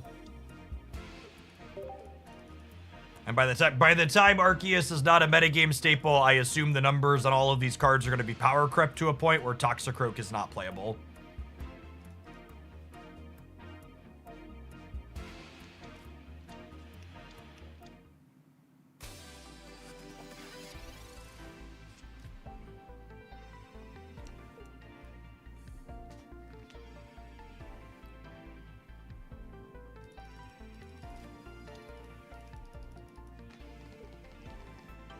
So they probably drew Manaphy for their turn since they didn't lead on it.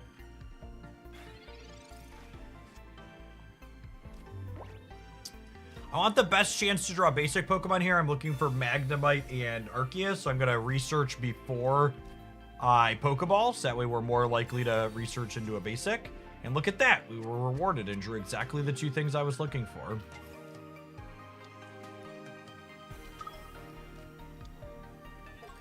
I wonder if they will have set rotations at some point. I absolutely expect that this game will eventually have set rotations.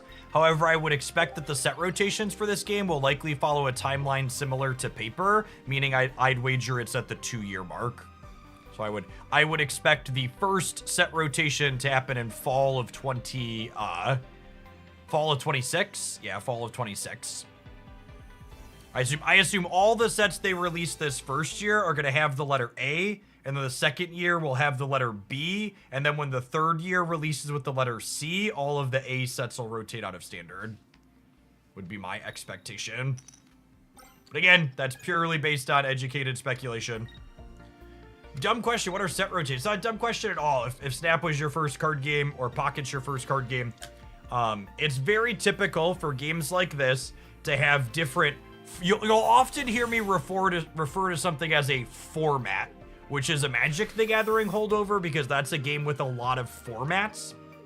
And basically a format in a card game has a set of rules that determine which cards you're allowed to play. So there'll be a standard format where you can only play with cards that are from the most recent expansions, that are defined differently from game to game. And then there'll generally be a format that's like all of the cards that have ever been created in the game. And then once games get old enough, they'll have another format introduced typically that's like somewhere in the middle. And all the Yu-Gi-Oh players in the audience right now are like, what is he talking about? This man is crazy.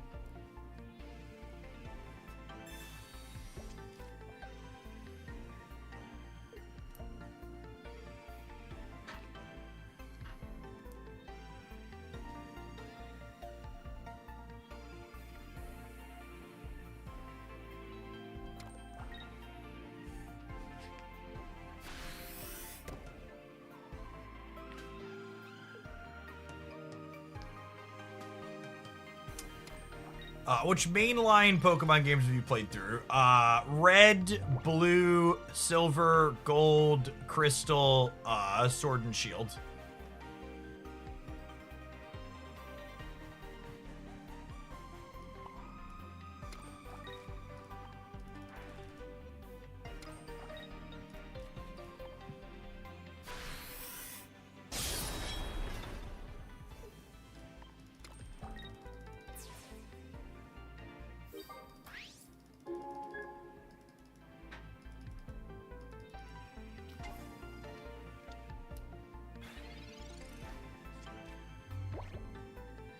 The Switch tricked you into coming back. My children wanted to play a mainline Pokemon game, and then after buying it for them, I played with them.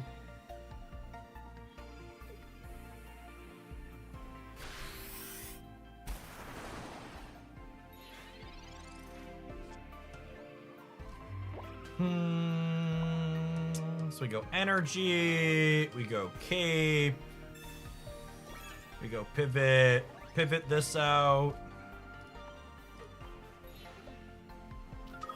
Volt charged here, because why not?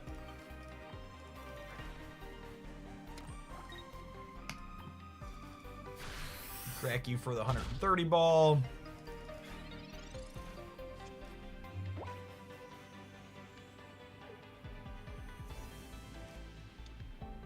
Did you always know you wanted to have children when you grew up? Who said I grew up?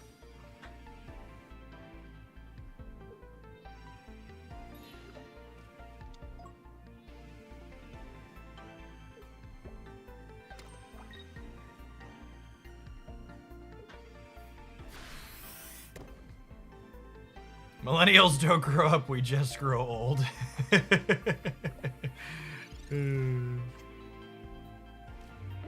No dice on Pidgeot this morning. Yeah, Pidgeot's a card that I don't think I'm gonna take deck submissions for anymore. It's just like wholly and fully power crypt.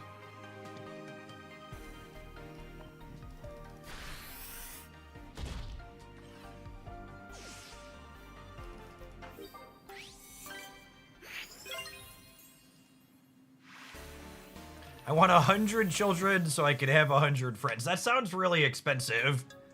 Speaking as someone who's looking forward to his $20,000 a year raise here soon when my toddler moves on to kindergarten.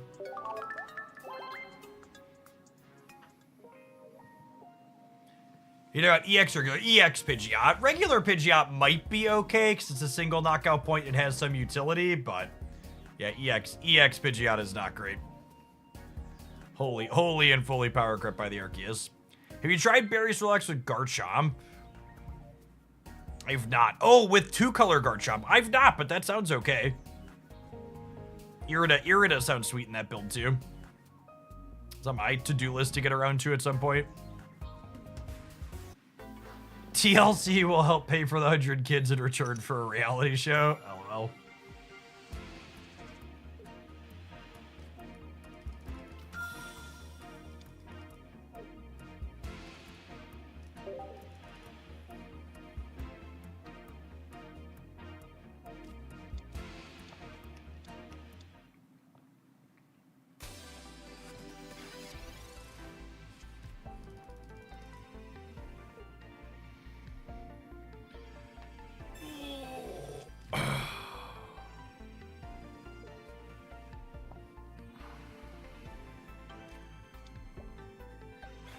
A lot of my friends don't want to have kids. It feels like the exception now to want kids. I mean, it costs low 5 figures per year for early childhood education, Once they get old enough to go to school in the United States, they have to run drills so they know what to do in case someone walks into their school with a semi-automatic rifle and opens fire.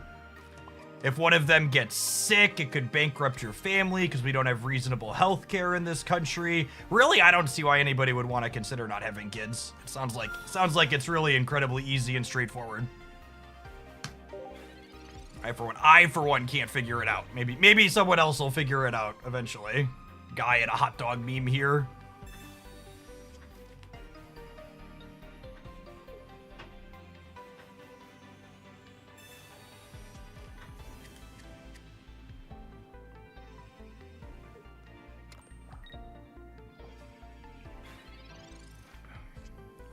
Not to mention you have to feed them. Sometimes they want to eat 3 times a day. They're very needy.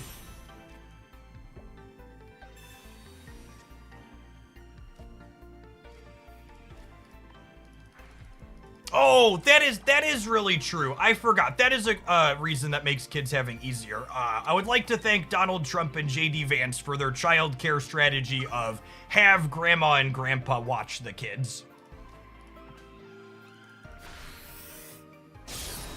Never mind the fact that grandma and grandpa are probably going to work till they die and can't retire.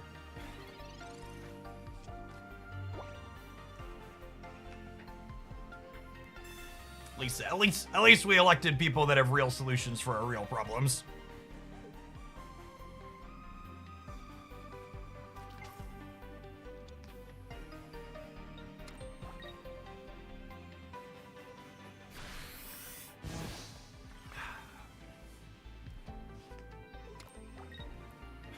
Yours only want to eat 3 times. That's true. I would assume many children are similar to mine and don't actually sit down and eat whole meals. My children definitely eat more than 3 times per day on average, and typically in smaller amounts of greasing. I think we just ultimate force here and just get Crunchy before they can get Uxie set up.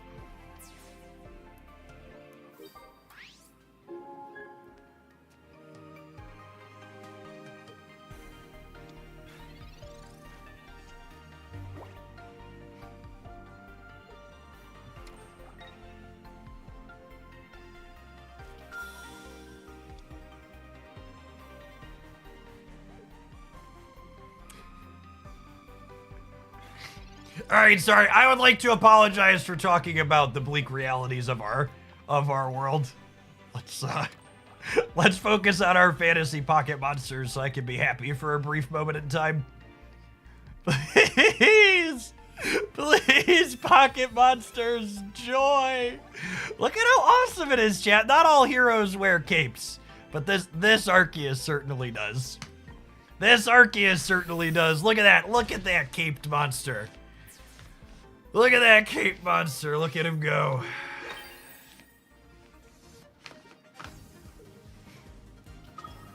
Is Arceus the hero here? No, I'm pretty sure we're the bad guy. Our deck's just doing its best deck impersonation.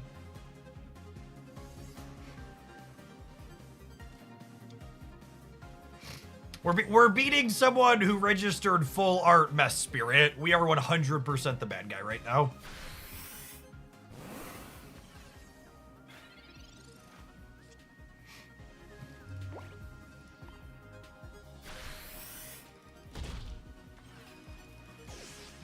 I haven't been keeping strict track of it, but I feel like most of the games we've won with this deck so far have just been Dialga Arceus with Magnezone shoved in. We haven't had any notable Dawn games so far. I guess we attacked with Magnezone that was metal one time, but Arceus still followed up and won that game, right?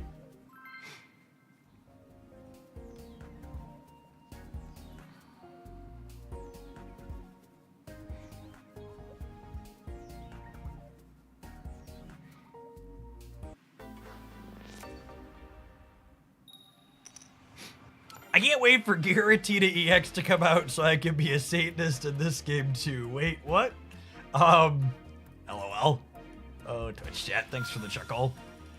I'm excited for any Dragon EX to come out, because I assume the Dragon EX will also bring with it support for 2-color Dragon Energy cards in general.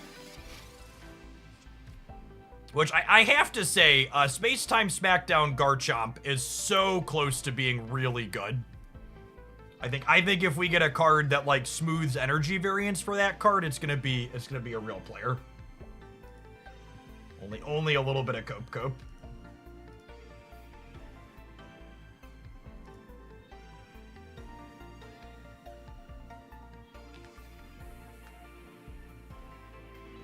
All right, 10:45, chat.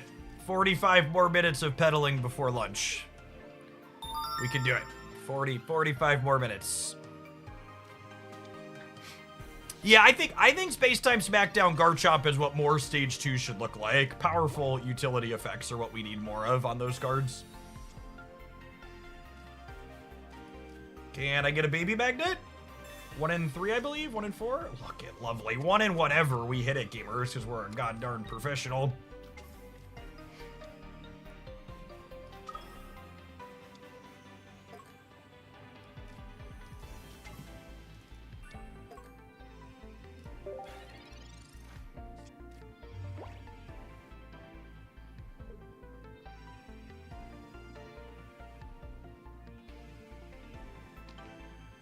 I just want my Stage 2 to look almost as good as Arceus does. It's funny because it's sad.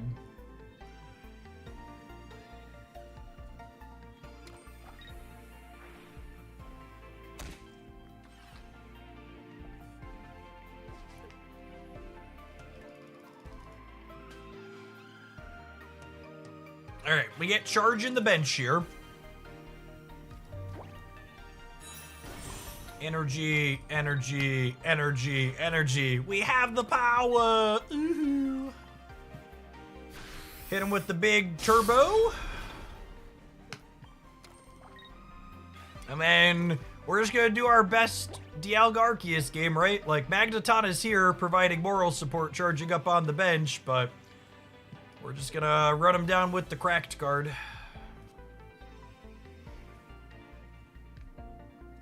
I want Gen 2, but I'm afraid it'll just mean Legendary Dogs, Lugia, Ho-Oh, and we'll have more basic battle. 100%. Someone had mentioned it the other day, but I just want to make sure I understood the comment. Is it really common in paper Pokemon for the metagame to be mostly basic Pokemon? Is that, or do Stage 2s regularly see play in paper? It is common for that. Okay.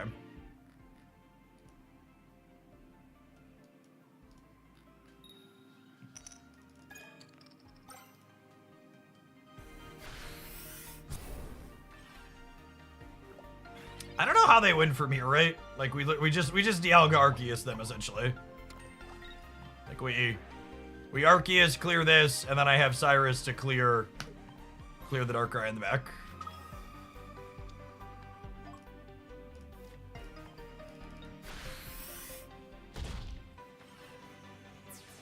It depends on if rare candy is legal. Oh, that's interesting. Evo decks are always are they always rare candy decks basically?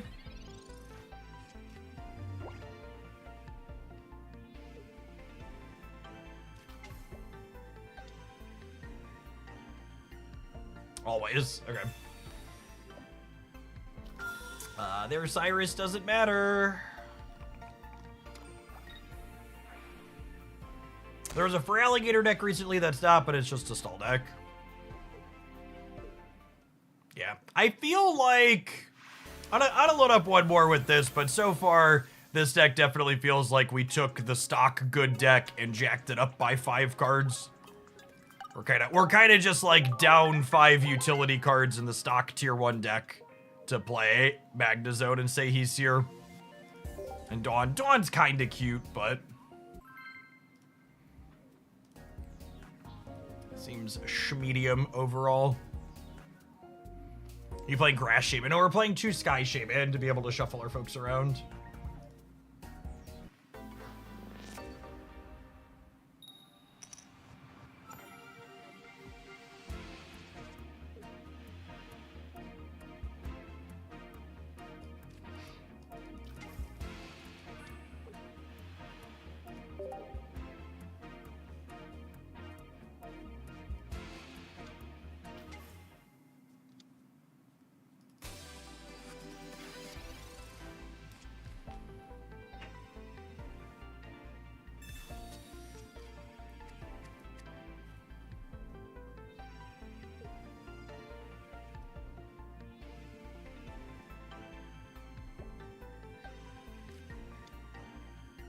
Yeah, I really hope they figure out a way to make stage 2s good enough without rare candy.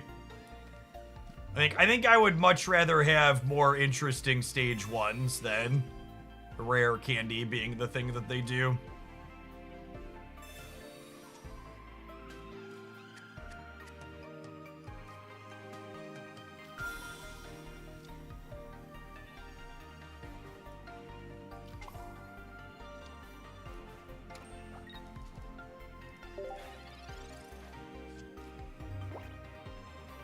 Rare candy into Garchomp EX would be an insane turn 2. It would. It would be the best going first play in the game.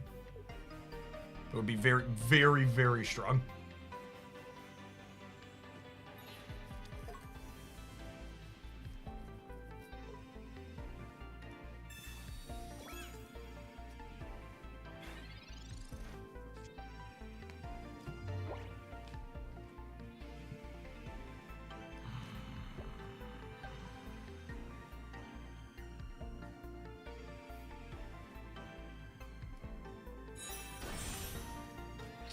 So, I could Shaman to shuffle the Shaman, but then I elected to put this Magnemite on my bench so I can evolve it into Magneton, which means I can't play my Arceus out.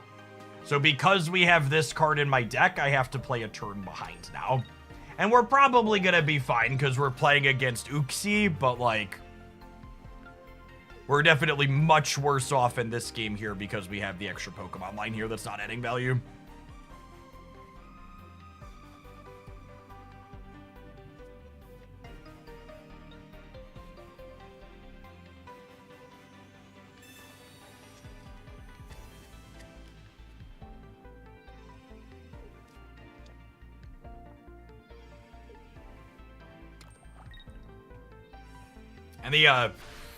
And the turn behind here is kind of everything with them drawing the Mess Spirit. Because if I hadn't had this on my bench, I would have been able to attack with Arceus this turn, which would clear this before the Mess Spirit could get charged up and ready to go. And now I don't have that luxury.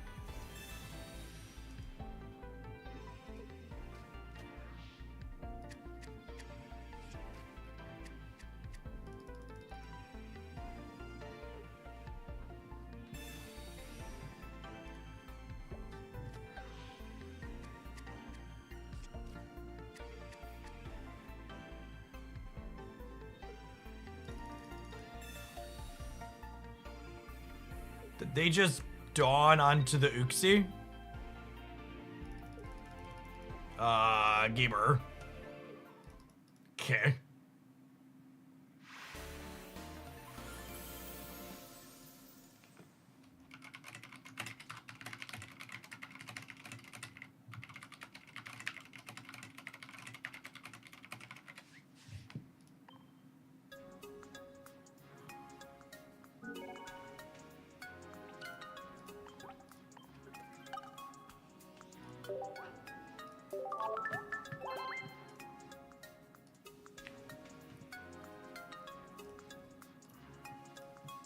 Oh, I have I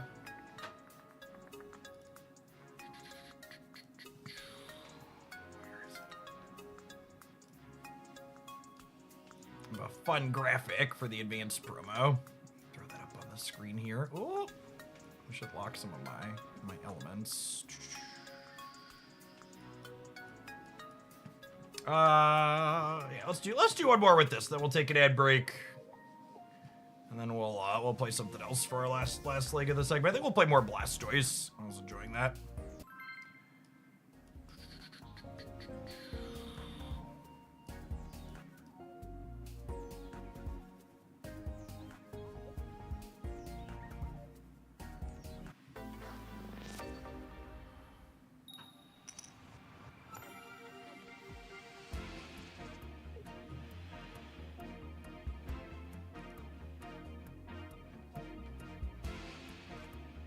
I have a Dialga, I have an Arceus. Giddy up, cowboy.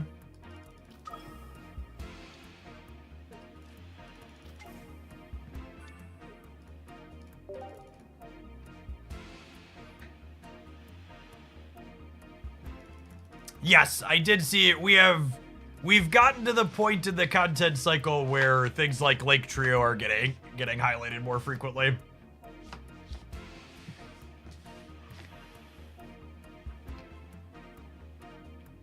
Which really reinforces the need for a card pack at the end of the month. Fingers crossed. My opponent's not here. So annoying. I will say, I hope ranked results in less of this, where people just like don't show up. It's so annoying to have your time wasted when you're trying to just actually play a game.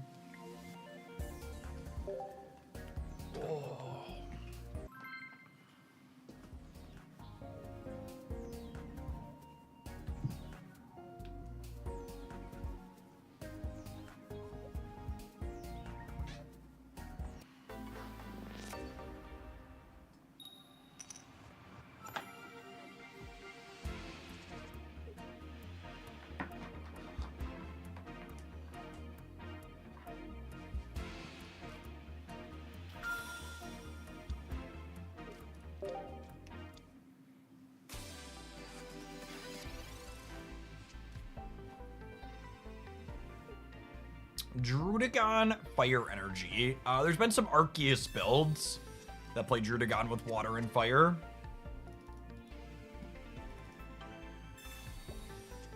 Could be like Heatran stuff too.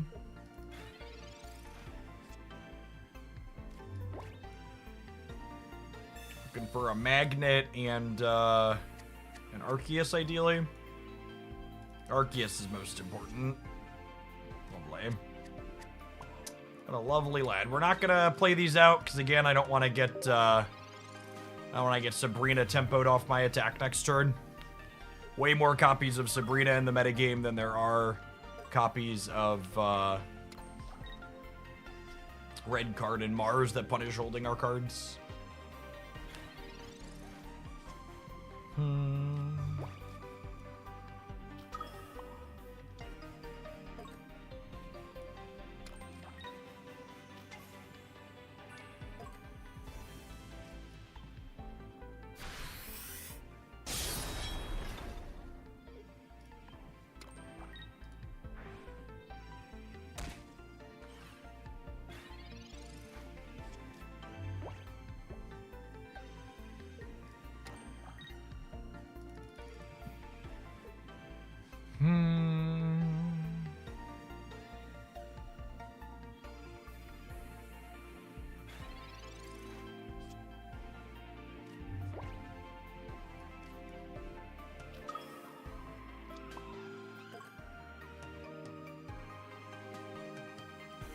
I think I just want to have 2 Arceus ready to go.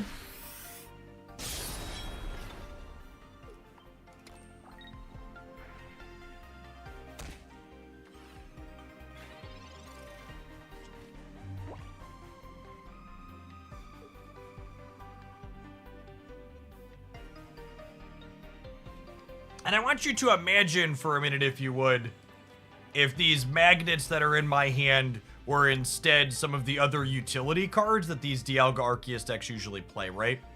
Like if these were a combination of Rocky Helmet and Giovanni, we'd be in a much better spot this game, right? Which is one of the great strengths of playing a basic focused deck is you can play 6 basics, have an appropriate number of basics for Arceus and just having consistency, and then you also have plenty of utility cards. Your link came through, Take Magic.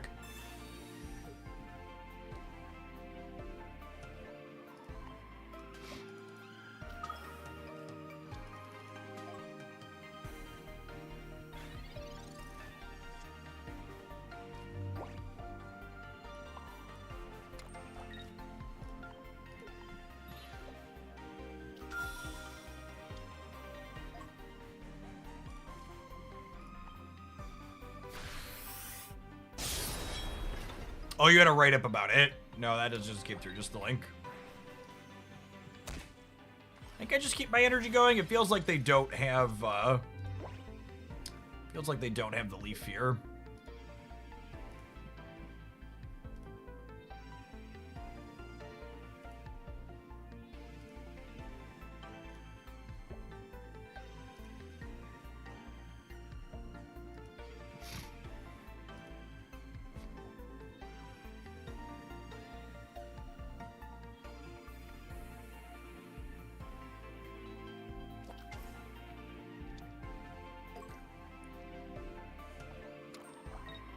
Here's a recent paper Pokemon tournament with 300 people. The top cut's like 60% basics, and nearly all of the decks in the top cut are a current popular Gardevoir deck that's pulling energy from discard and moving around damage tokens. Basics are always popular because they are more consistent and strong. Tier 2 being popular depends on what's legal in the metagame, but is a higher power requirement as you might expect. Yeah, that tracks. All matches expectations. Hey, we found our Giovanni, so we might be good to go here. It's dependent if they have a cape. Even Sky Shaman is revved up and ready to go here.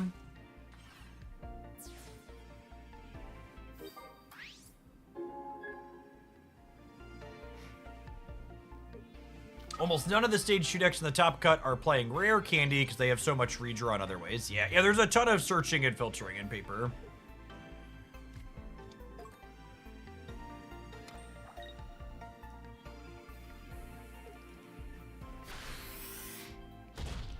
All right, and we managed to find our Giovanni despite only playing one of them. One trend I pointed out in the meta report this past weekend is that the most successful Arceus decks were playing 2 copies of Geo, I would assume because of spots like this. And we can play the Magnemite out to let our opponent know that we have the moral support from it. So I actually just sent a message to, if you wait a minute, Eggs, I can let you know tomorrow, hopefully, or later today. The blue one was supposed to just be temporarily out of stock, and we put the black one up while it was out. But that was a little bit ago, so I pinged my contact, because I noticed it still wasn't swapped back yet. So hopefully the navy blue ones will be back up there again soon.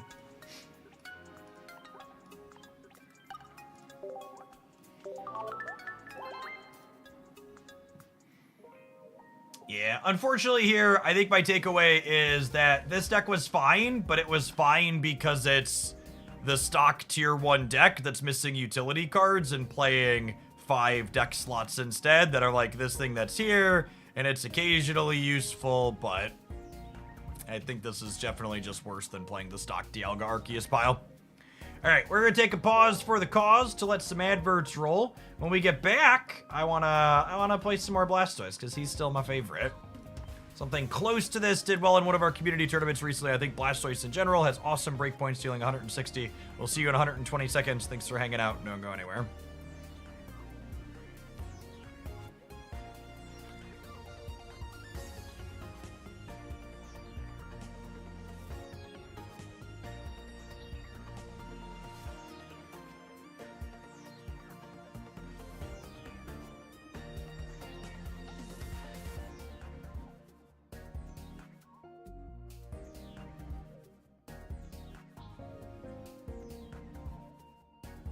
Irida. So the downside to playing a stage 2 in your water deck as opposed to just Palkia or another basic or a stage 1 is that you don't have room for as many utility cards.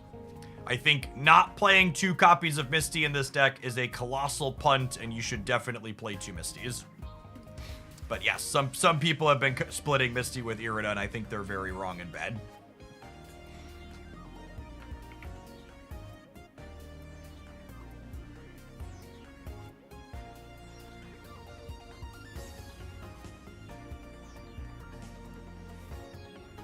I think if you wanted to fit Irida in here, you could play one over the communication or the cape. If you're lucky enough to draw your stage 2s, you can cut the communication. But you definitely, absolutely should not cut Misty.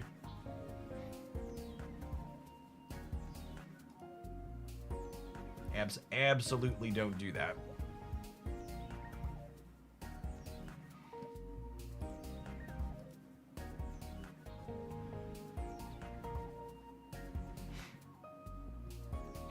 nor Leaf. I think Leaf is pretty important for not shuffling your incorrect lead at the start. There's a lot of games where you Pokeball into Manaphy and want to switch to it without losing your energy. Because if you give up an energy to switch to Manaphy, you're kind of counteracting the upside that Manaphy is providing your deck.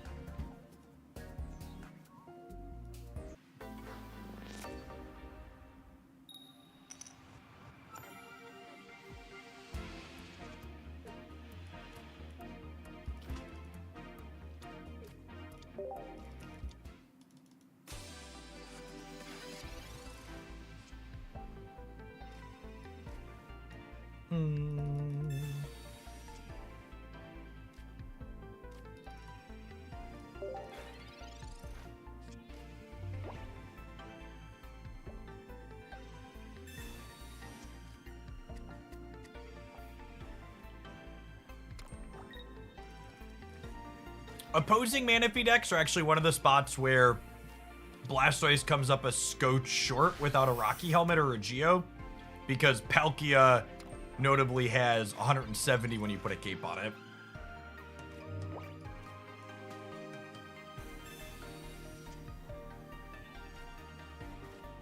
66% to be a baby turtle. Nice.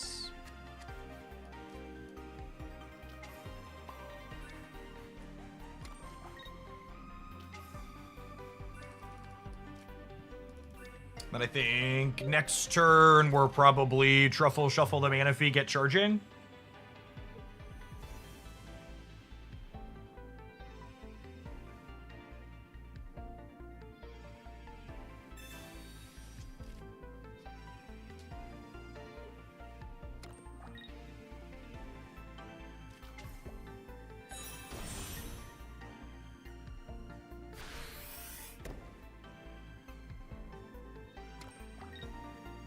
I really wish they would spread which cards they put full arts on better in this game. It's so weird to me that we have so many cards like this Manaphy that have both a 1-star and a promo art already. Like, if the game was older and we like had more things out, repeats like that would make sense, I think, but it's so weird how they like seem to hyper focus multiple alt arts into the same thing when there's so many playable cards that don't have any alt arts available.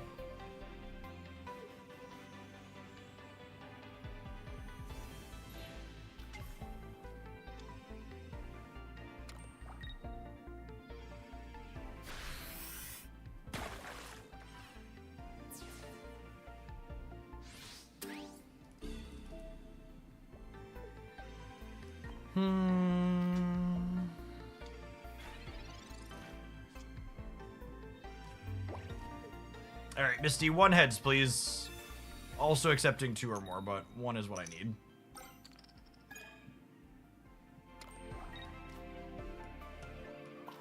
All right, Palkia, 1 heads. 1 heads, so we get to play a game. All right.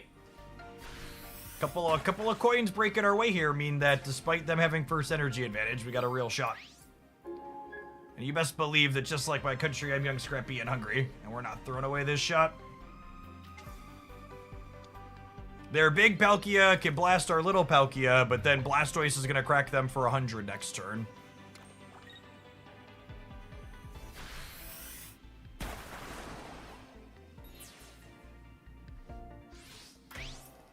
The Glaceon coin is currently available for Pokegold in the shop. Pay to win coin, baby.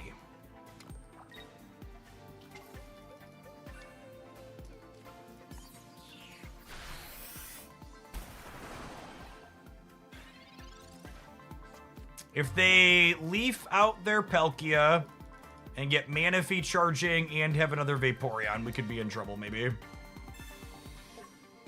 Step 1. Although I suppose I have a... I guess they would need a Sabrina too, yeah? Yeah, they would need a Sabrina as well.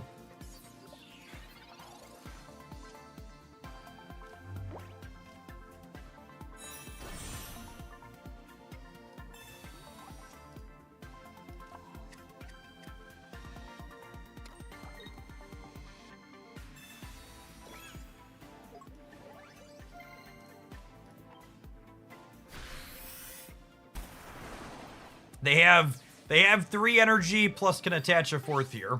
So if they have Vaporeon Sabrina, they get to force up one of our backline and then clean us out. Zephiel, thank you for the 16 months. Welcome back. They could also have a cape to survive my 160 hit. That's not a Sabrina. That's the next thing to cape. Cape Vaporeon will do it.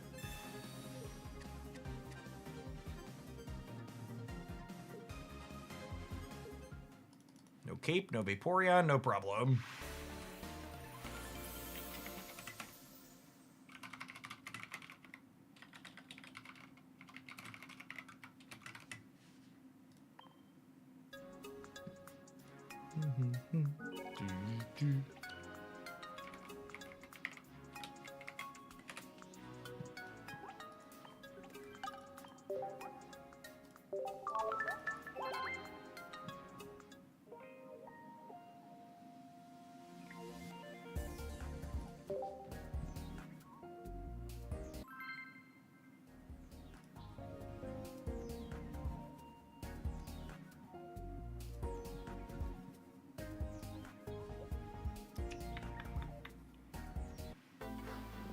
I want a Hitmonlee promo. That would be a good one.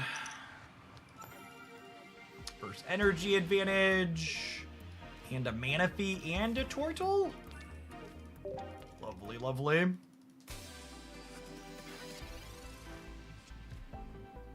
So let's get an Origin form Palkia here. And we'll be good to go.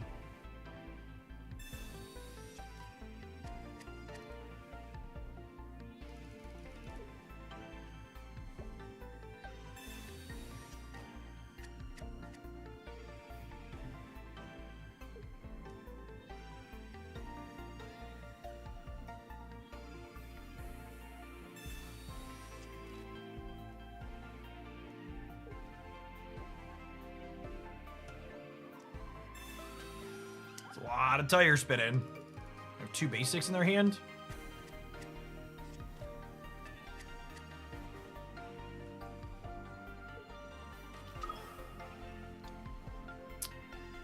If they have Dawn Weavile, we're gonna be in a little bit of trouble. There's the Origin form Palkia.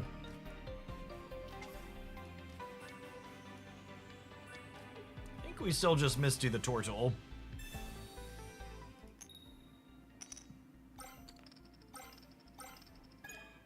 Yellow! Hello! Alright, maybe we should have Misty'd the Palkia. Nah, I think it's still the turtle. It's gonna be okay.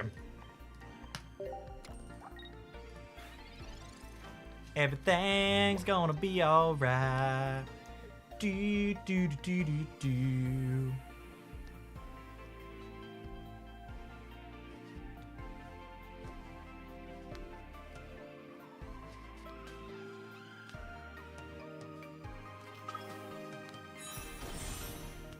All right.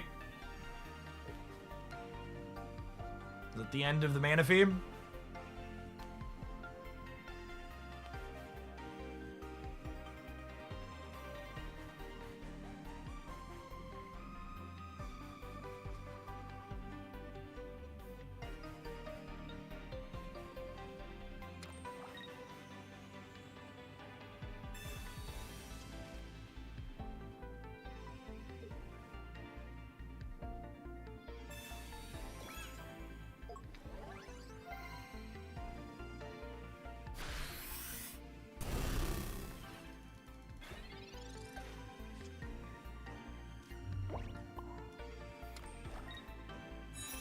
Something that I thought you would find funny, there was someone keeping track of their Misty flips to see if it was rigged. and their data showed that they were getting way more tails than heads, and someone asked about their methodology, and it turns out they were counting all the coins every Misty flip, not just the first coin, which obviously skews it because you're guaranteed a tails on every Misty eventually. Yep. What's the saying? The 3 types of lies: lies, damned lies, and statistics. Data. Data doesn't lie, but liars love data. Another way to put it.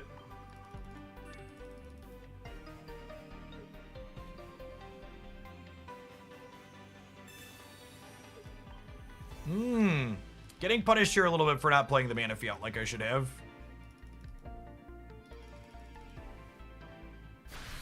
I can't clear this though, at least.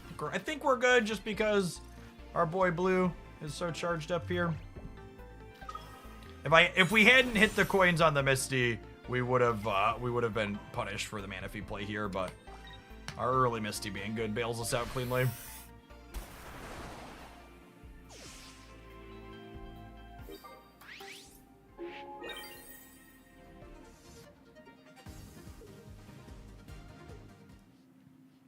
Cooked.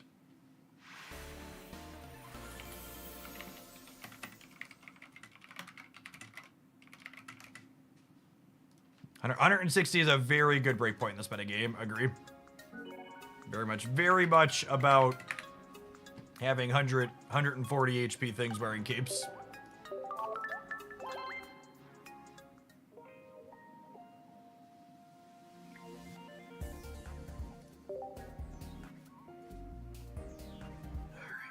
Let's pedal for our last little bit before lunchtime, eh? Got a little bit more leftover pizza in the fridge.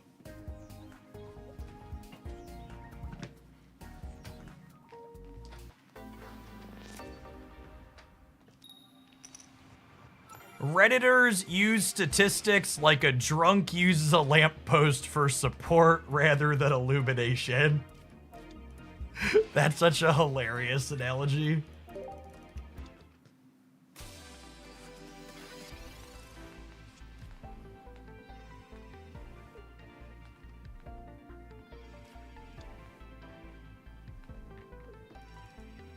Ooh. All in chomp. Alright. Looking for an angsty teenage turtle here. None so far, but we got a lot of churn here.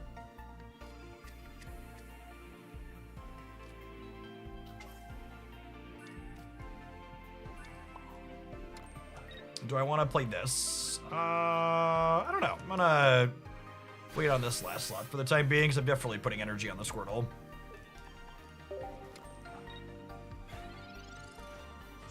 Yes, we need Blastoise evolved before we go to the active with Aerodactyl.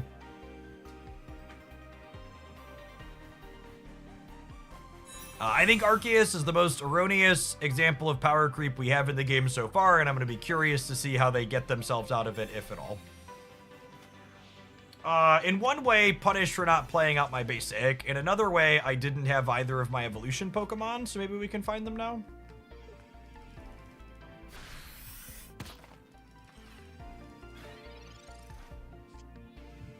Thanks, bud. Appreciate you.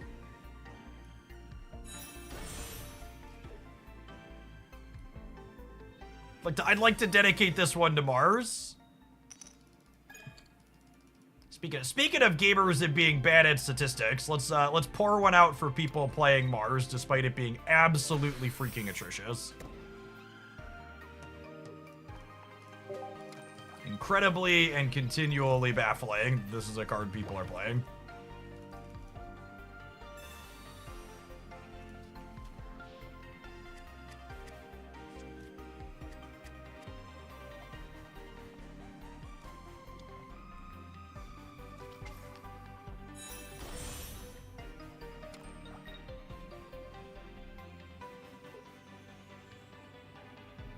Is it not worth playing Cape to survive another hit? No, I don't think so. You get cooked by the chomp every time. I can't believe they're debating who they want to hit here. You need to clear the Manaphy, gamer.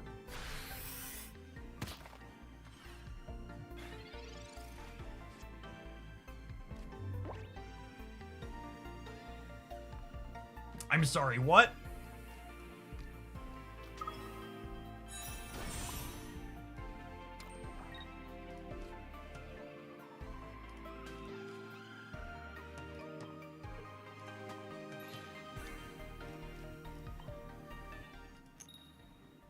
I mean, I suppose when I hit tails here now, it means the Blastoise takes 2 shots to kill them? I guess?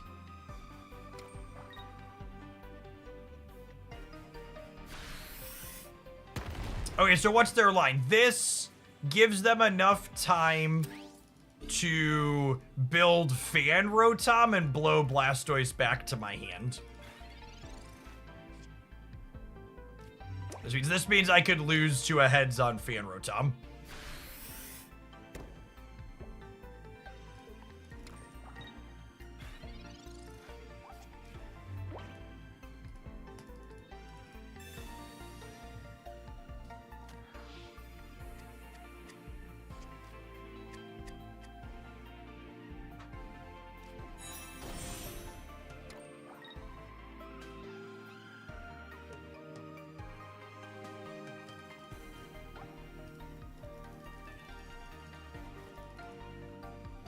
Going to come down to a 50-50.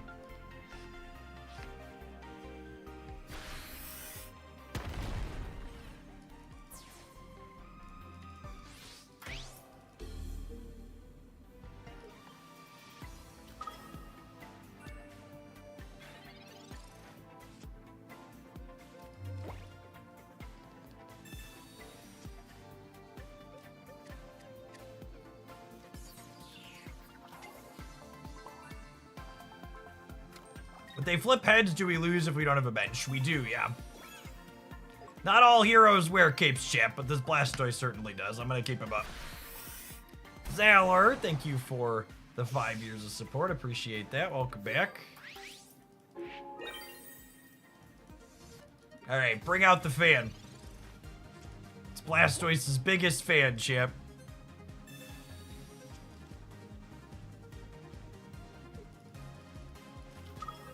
Oh, that's true. Playing the Manaphy means we died a second chomp on the spot, which probably means it's a bad play. We're supposed to play to the coin. Yeah, I think you're right, Cap. Cooked. Holy and fully cooked.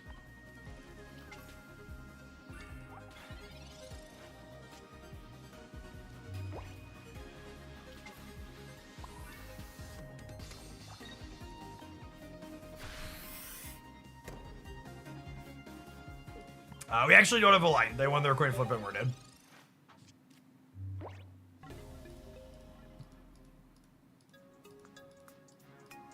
Personally, I think it's great that designs like Fan Rotom exist because they make it so our current tier 2, stage 2 dominated metagame has crucial counterplay that we wouldn't have otherwise. So I think having that Fan Rotom as a release valve to make sure you can flip a coin to punish the most powerful decks in the game that are stage 2 decks is good. Good choice.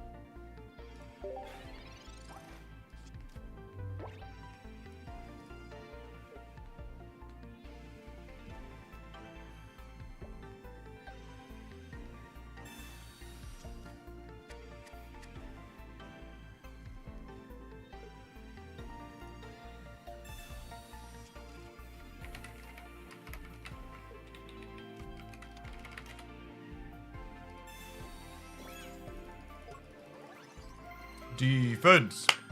Defense. All right.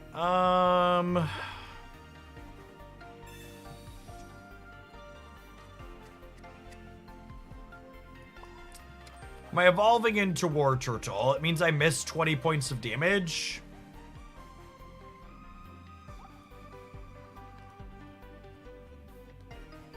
Because War Turtle plus Cape lives the 90, which is nice. So I think I'm gonna do this and get my 20 shot in here. And then we'll see. I might even leaf and just build the Blastoise in the back and put the Origin Form Palkia up. Is there a consensus on the least bad nose pass? I'm a fan of... No, they're all kind of mid. This one has a Retreat 1, but nose pass decks are usually playing 2 copies of Leaf, so I don't think the Retreat 1 versus Retreat 2 is a big deal.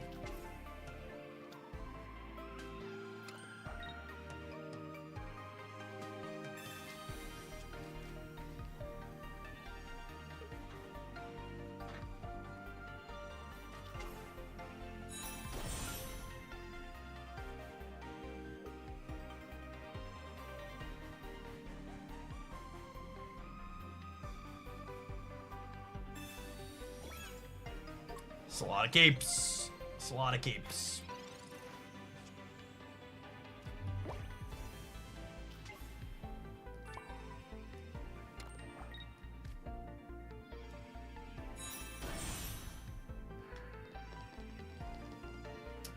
So I can do 40. I take 90. I do 100. I take 90. I do 100. I clear them. I'm going to take at least 90 no matter how I slice it. And the 40 still needs 2 more attacks anyway, so I think I leaf out of here. And just give them the Origin Form Palkia to chew on for a little bit while we build up Stoice in the back. This might be a game where with this other Squirtle, where we try and have 2 Blastoise that deal 100 a pop.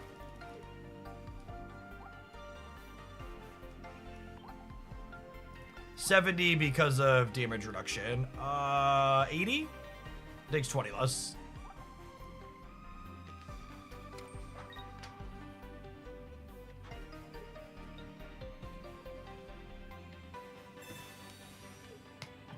JK, all in on this Blastoise. Sorry, Squirtle. Sorry, Squirtle.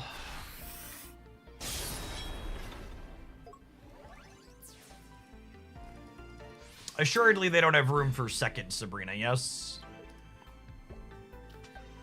So I go 3rd energy evolve, I pass, they hit me, I go 4th energy, they clear me, I go 5th energy, I start cracking for 160. Gotta play around Adamant too. What does that mean? What specific game actions am I taking to execute the thing you're suggesting? I could play this to play around Sabrina this turn, but it gets punished by Sabrina in later turns, so I think I just don't do it. They're pretty unlikely to have a second Sabrina anyways, I would wager. Usually these decks play a split 1-1 Sabrina Cyrus.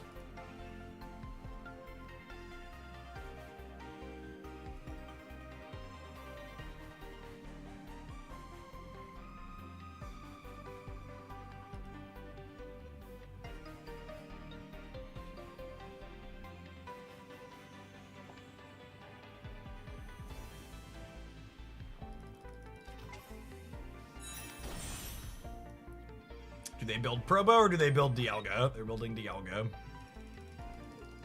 I don't know that Blastoise is going to be enough here, chat. Their off-meta thing is has breakpoints that are good into my off-meta thing.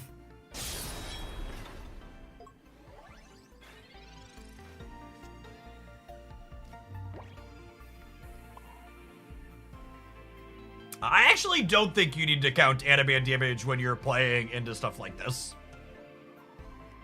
I think counting Adamant damage is a good example of something people do, which is trying to play around cards that are uncommon in a non-meta deck. And like, sure, sometimes you're gonna get got by them, but like trying to play around a card that's unlikely to be there is worse than getting got by, and it's gonna lose you more games. Like you shouldn't play around the output of every card in the game. Like a potion would be more worth considering than an Adamant, for example.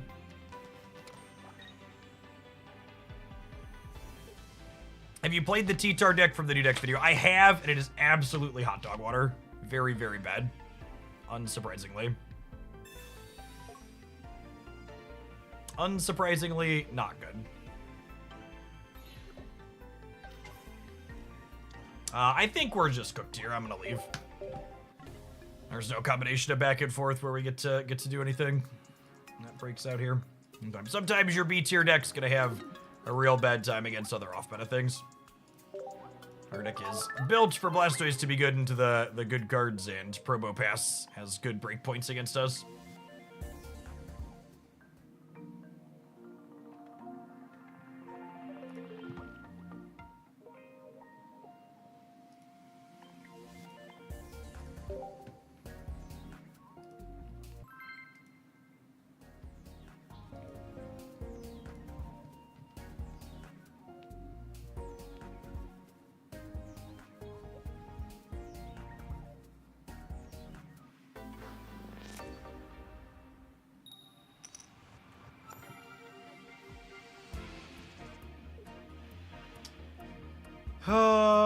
We're going first.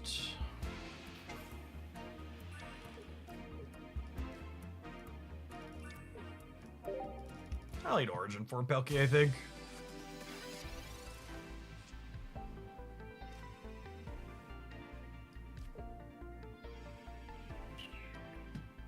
Three heads win the game? Unlucky.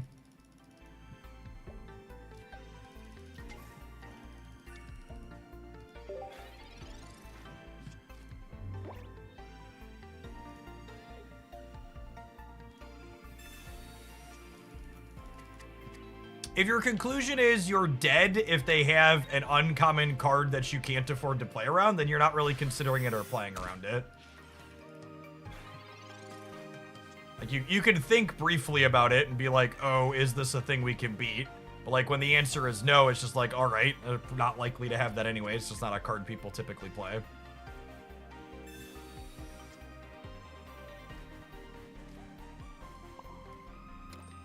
Slide Manaphy out here to play around Sabrina, clearing Squirtle.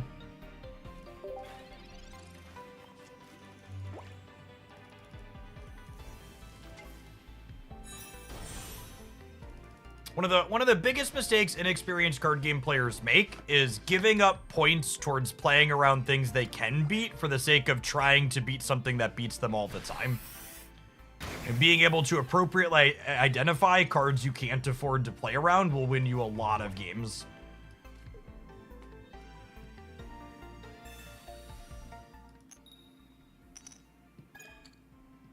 Yikes. All right, well, we're digging for a War Turtle here still, I think.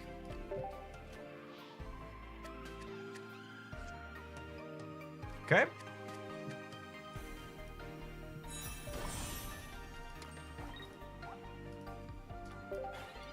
Two Stoice and a research and 9 cards. I don't know if that's going to be good enough, though. We probably need Misty hits on top of finding it, because Celebi's going to get charged up real fast here and not give us time to screw around. If Leafeon hits the Blastoise even one time.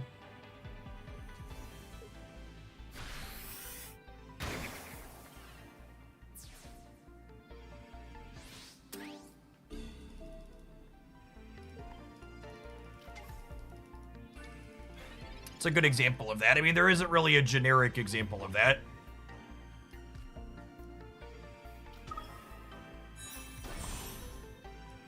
All right, I think we're gonna have to depend on. Celebi doing Celebi things to have a chance to win this game.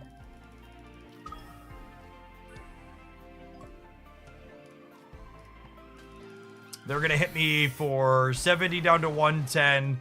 I clear them. This is going to have 5 energy, so we're need them to hit a 1 or 0, 1, or 2 out of 5 here to win this. Assuming they don't have Erica plus Cape, but they're Erica-ing, so they probably have the Cape here, and then we're just dead. So, we were beating one healing supporter. We were not beating this. We could draw... Nope, both our Misty's bricked. So long, bud.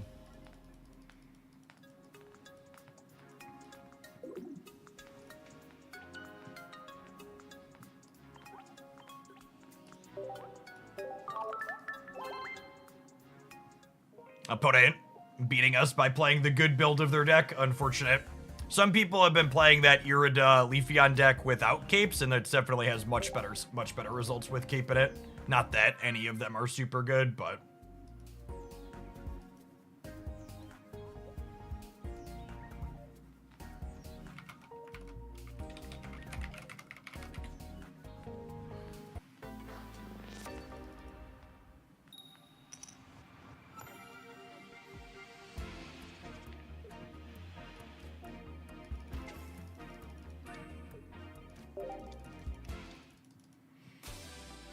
Metal Energy Zubat. So Dialga Arceus with the Crobat line for fun.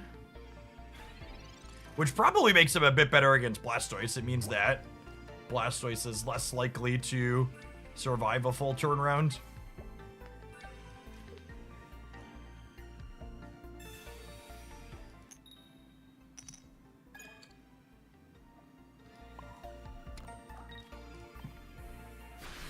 I really need a full art War Turtle, chat. It's ruining the whole vibe of this otherwise completely full art draw. Full art War Turtle, full art Pokeball, full art Research. I'm really hoping full art Pokeball and Research are coming with ranked rewards. That would be one thing that it would make sense for them to be holding them for.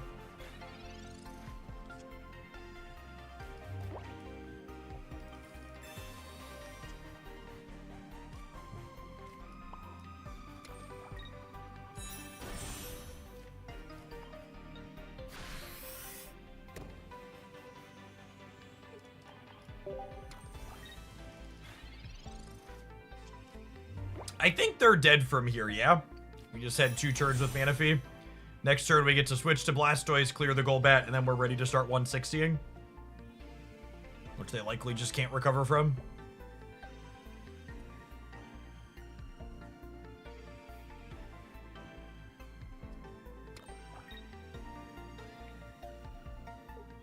I think that's one thing I've come to really appreciate about Marvel Snap that Pokemon Pocket just doesn't have, is it's really nice that literally every card in Marvel Snap has premium versions available.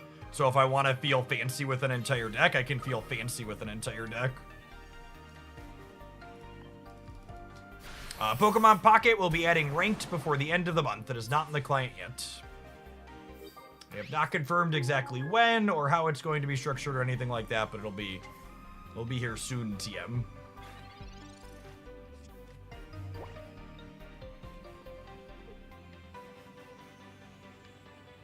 Are we done here? That's what I thought.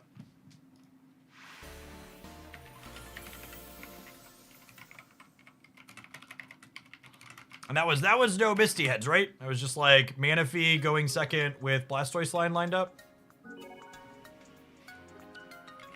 Have you tested Dawn in any of these decks? Dawn is what I would refer to as a win more card in these decks. She is a card that is only good when you have your good Manaphy draw, and your good Manaphy draws are already good. You also already don't remotely have enough room to play all the utility cards you want to play in these decks. If I had room for another supporter card, it would be a Sabrina or a Cyrus or an Irida or like any one of a half a dozen other things before Dawn was even remotely in the conversation. You just don't have slots in decks that are trying to play stage 2s.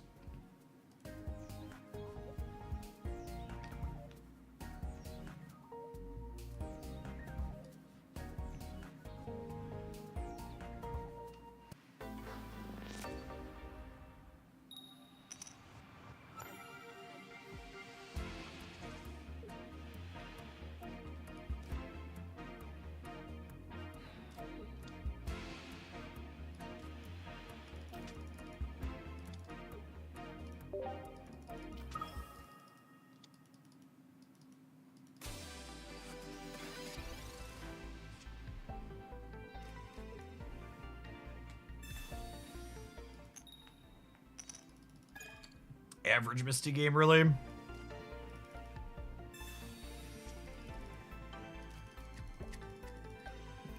It's not a bad draw if we can find a copy of Leaf next turn.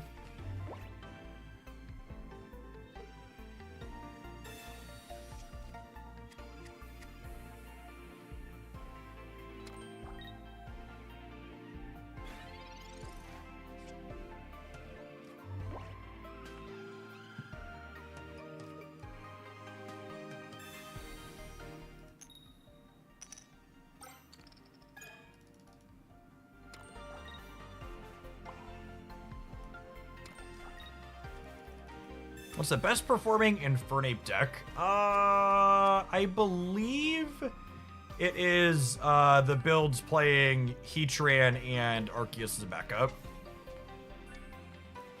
But it's worth noting that none of them are particularly successful. At least not consistently. They sporadically throw results, but sporadic is the operative word there.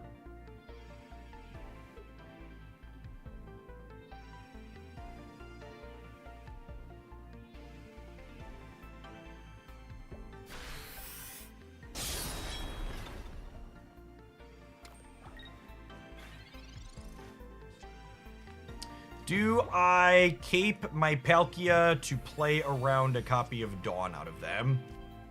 I feel like the answer is yes. It's one of my kind of fail/lose conditions here.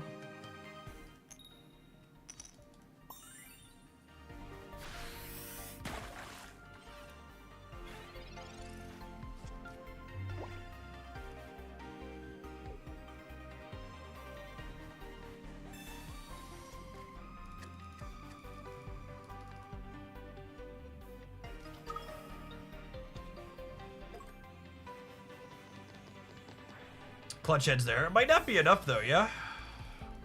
With the Arceus top deck now?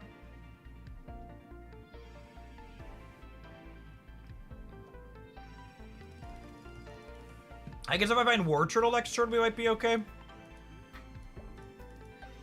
So I go Energy, War Turtle, clear this. Arceus clears this. I go second Energy, Blastoise hits you for 40, finish for 100.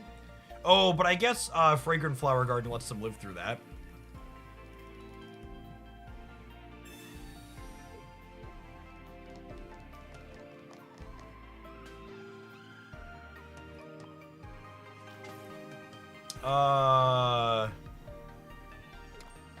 Thanks, I think.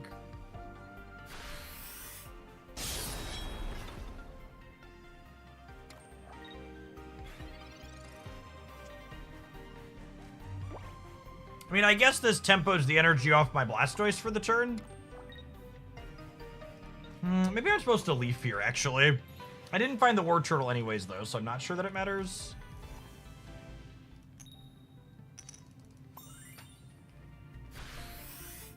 They do need to have another bench Pokemon in order to clear the Origin Form Palkia here.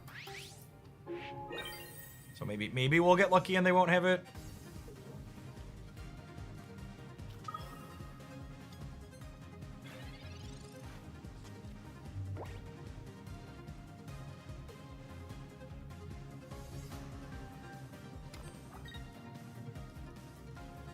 Survey says...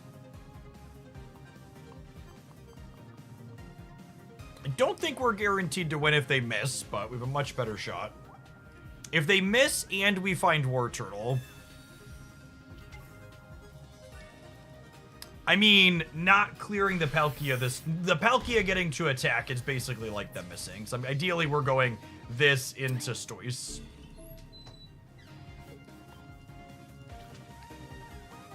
Thank you. Oh, never an angsty teenage turtle when you need it, chat.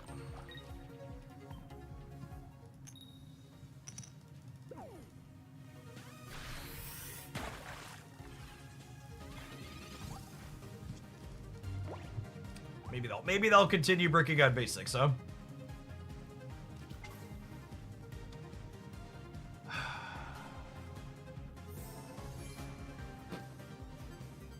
Okay, they're gonna brick on their third basic next turn, and I'm going to get to stall a turn with this, and we're gonna draw War Turtle.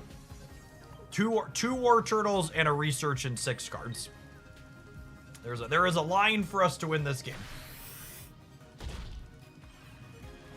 Let's try and navigate to it. It involves drawing War Turtle this turn, though.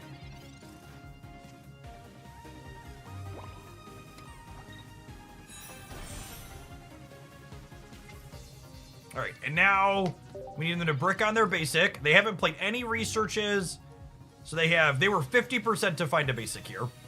They have two basics and 2 research and 8 cards. And then we're also going to be dead to Sabrina at any point.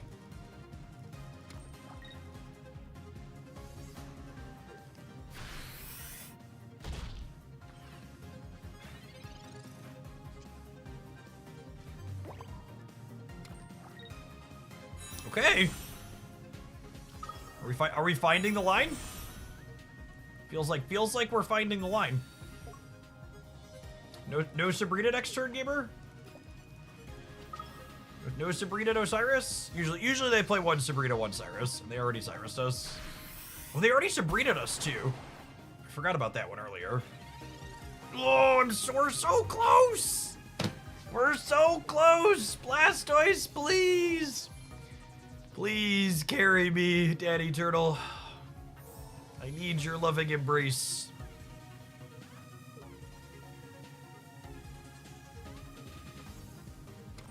Carry me swiftly into the night. Sweet game. Close. Almost got by typical stage 2 variants, but we found the War Turtle at the last possible second we could.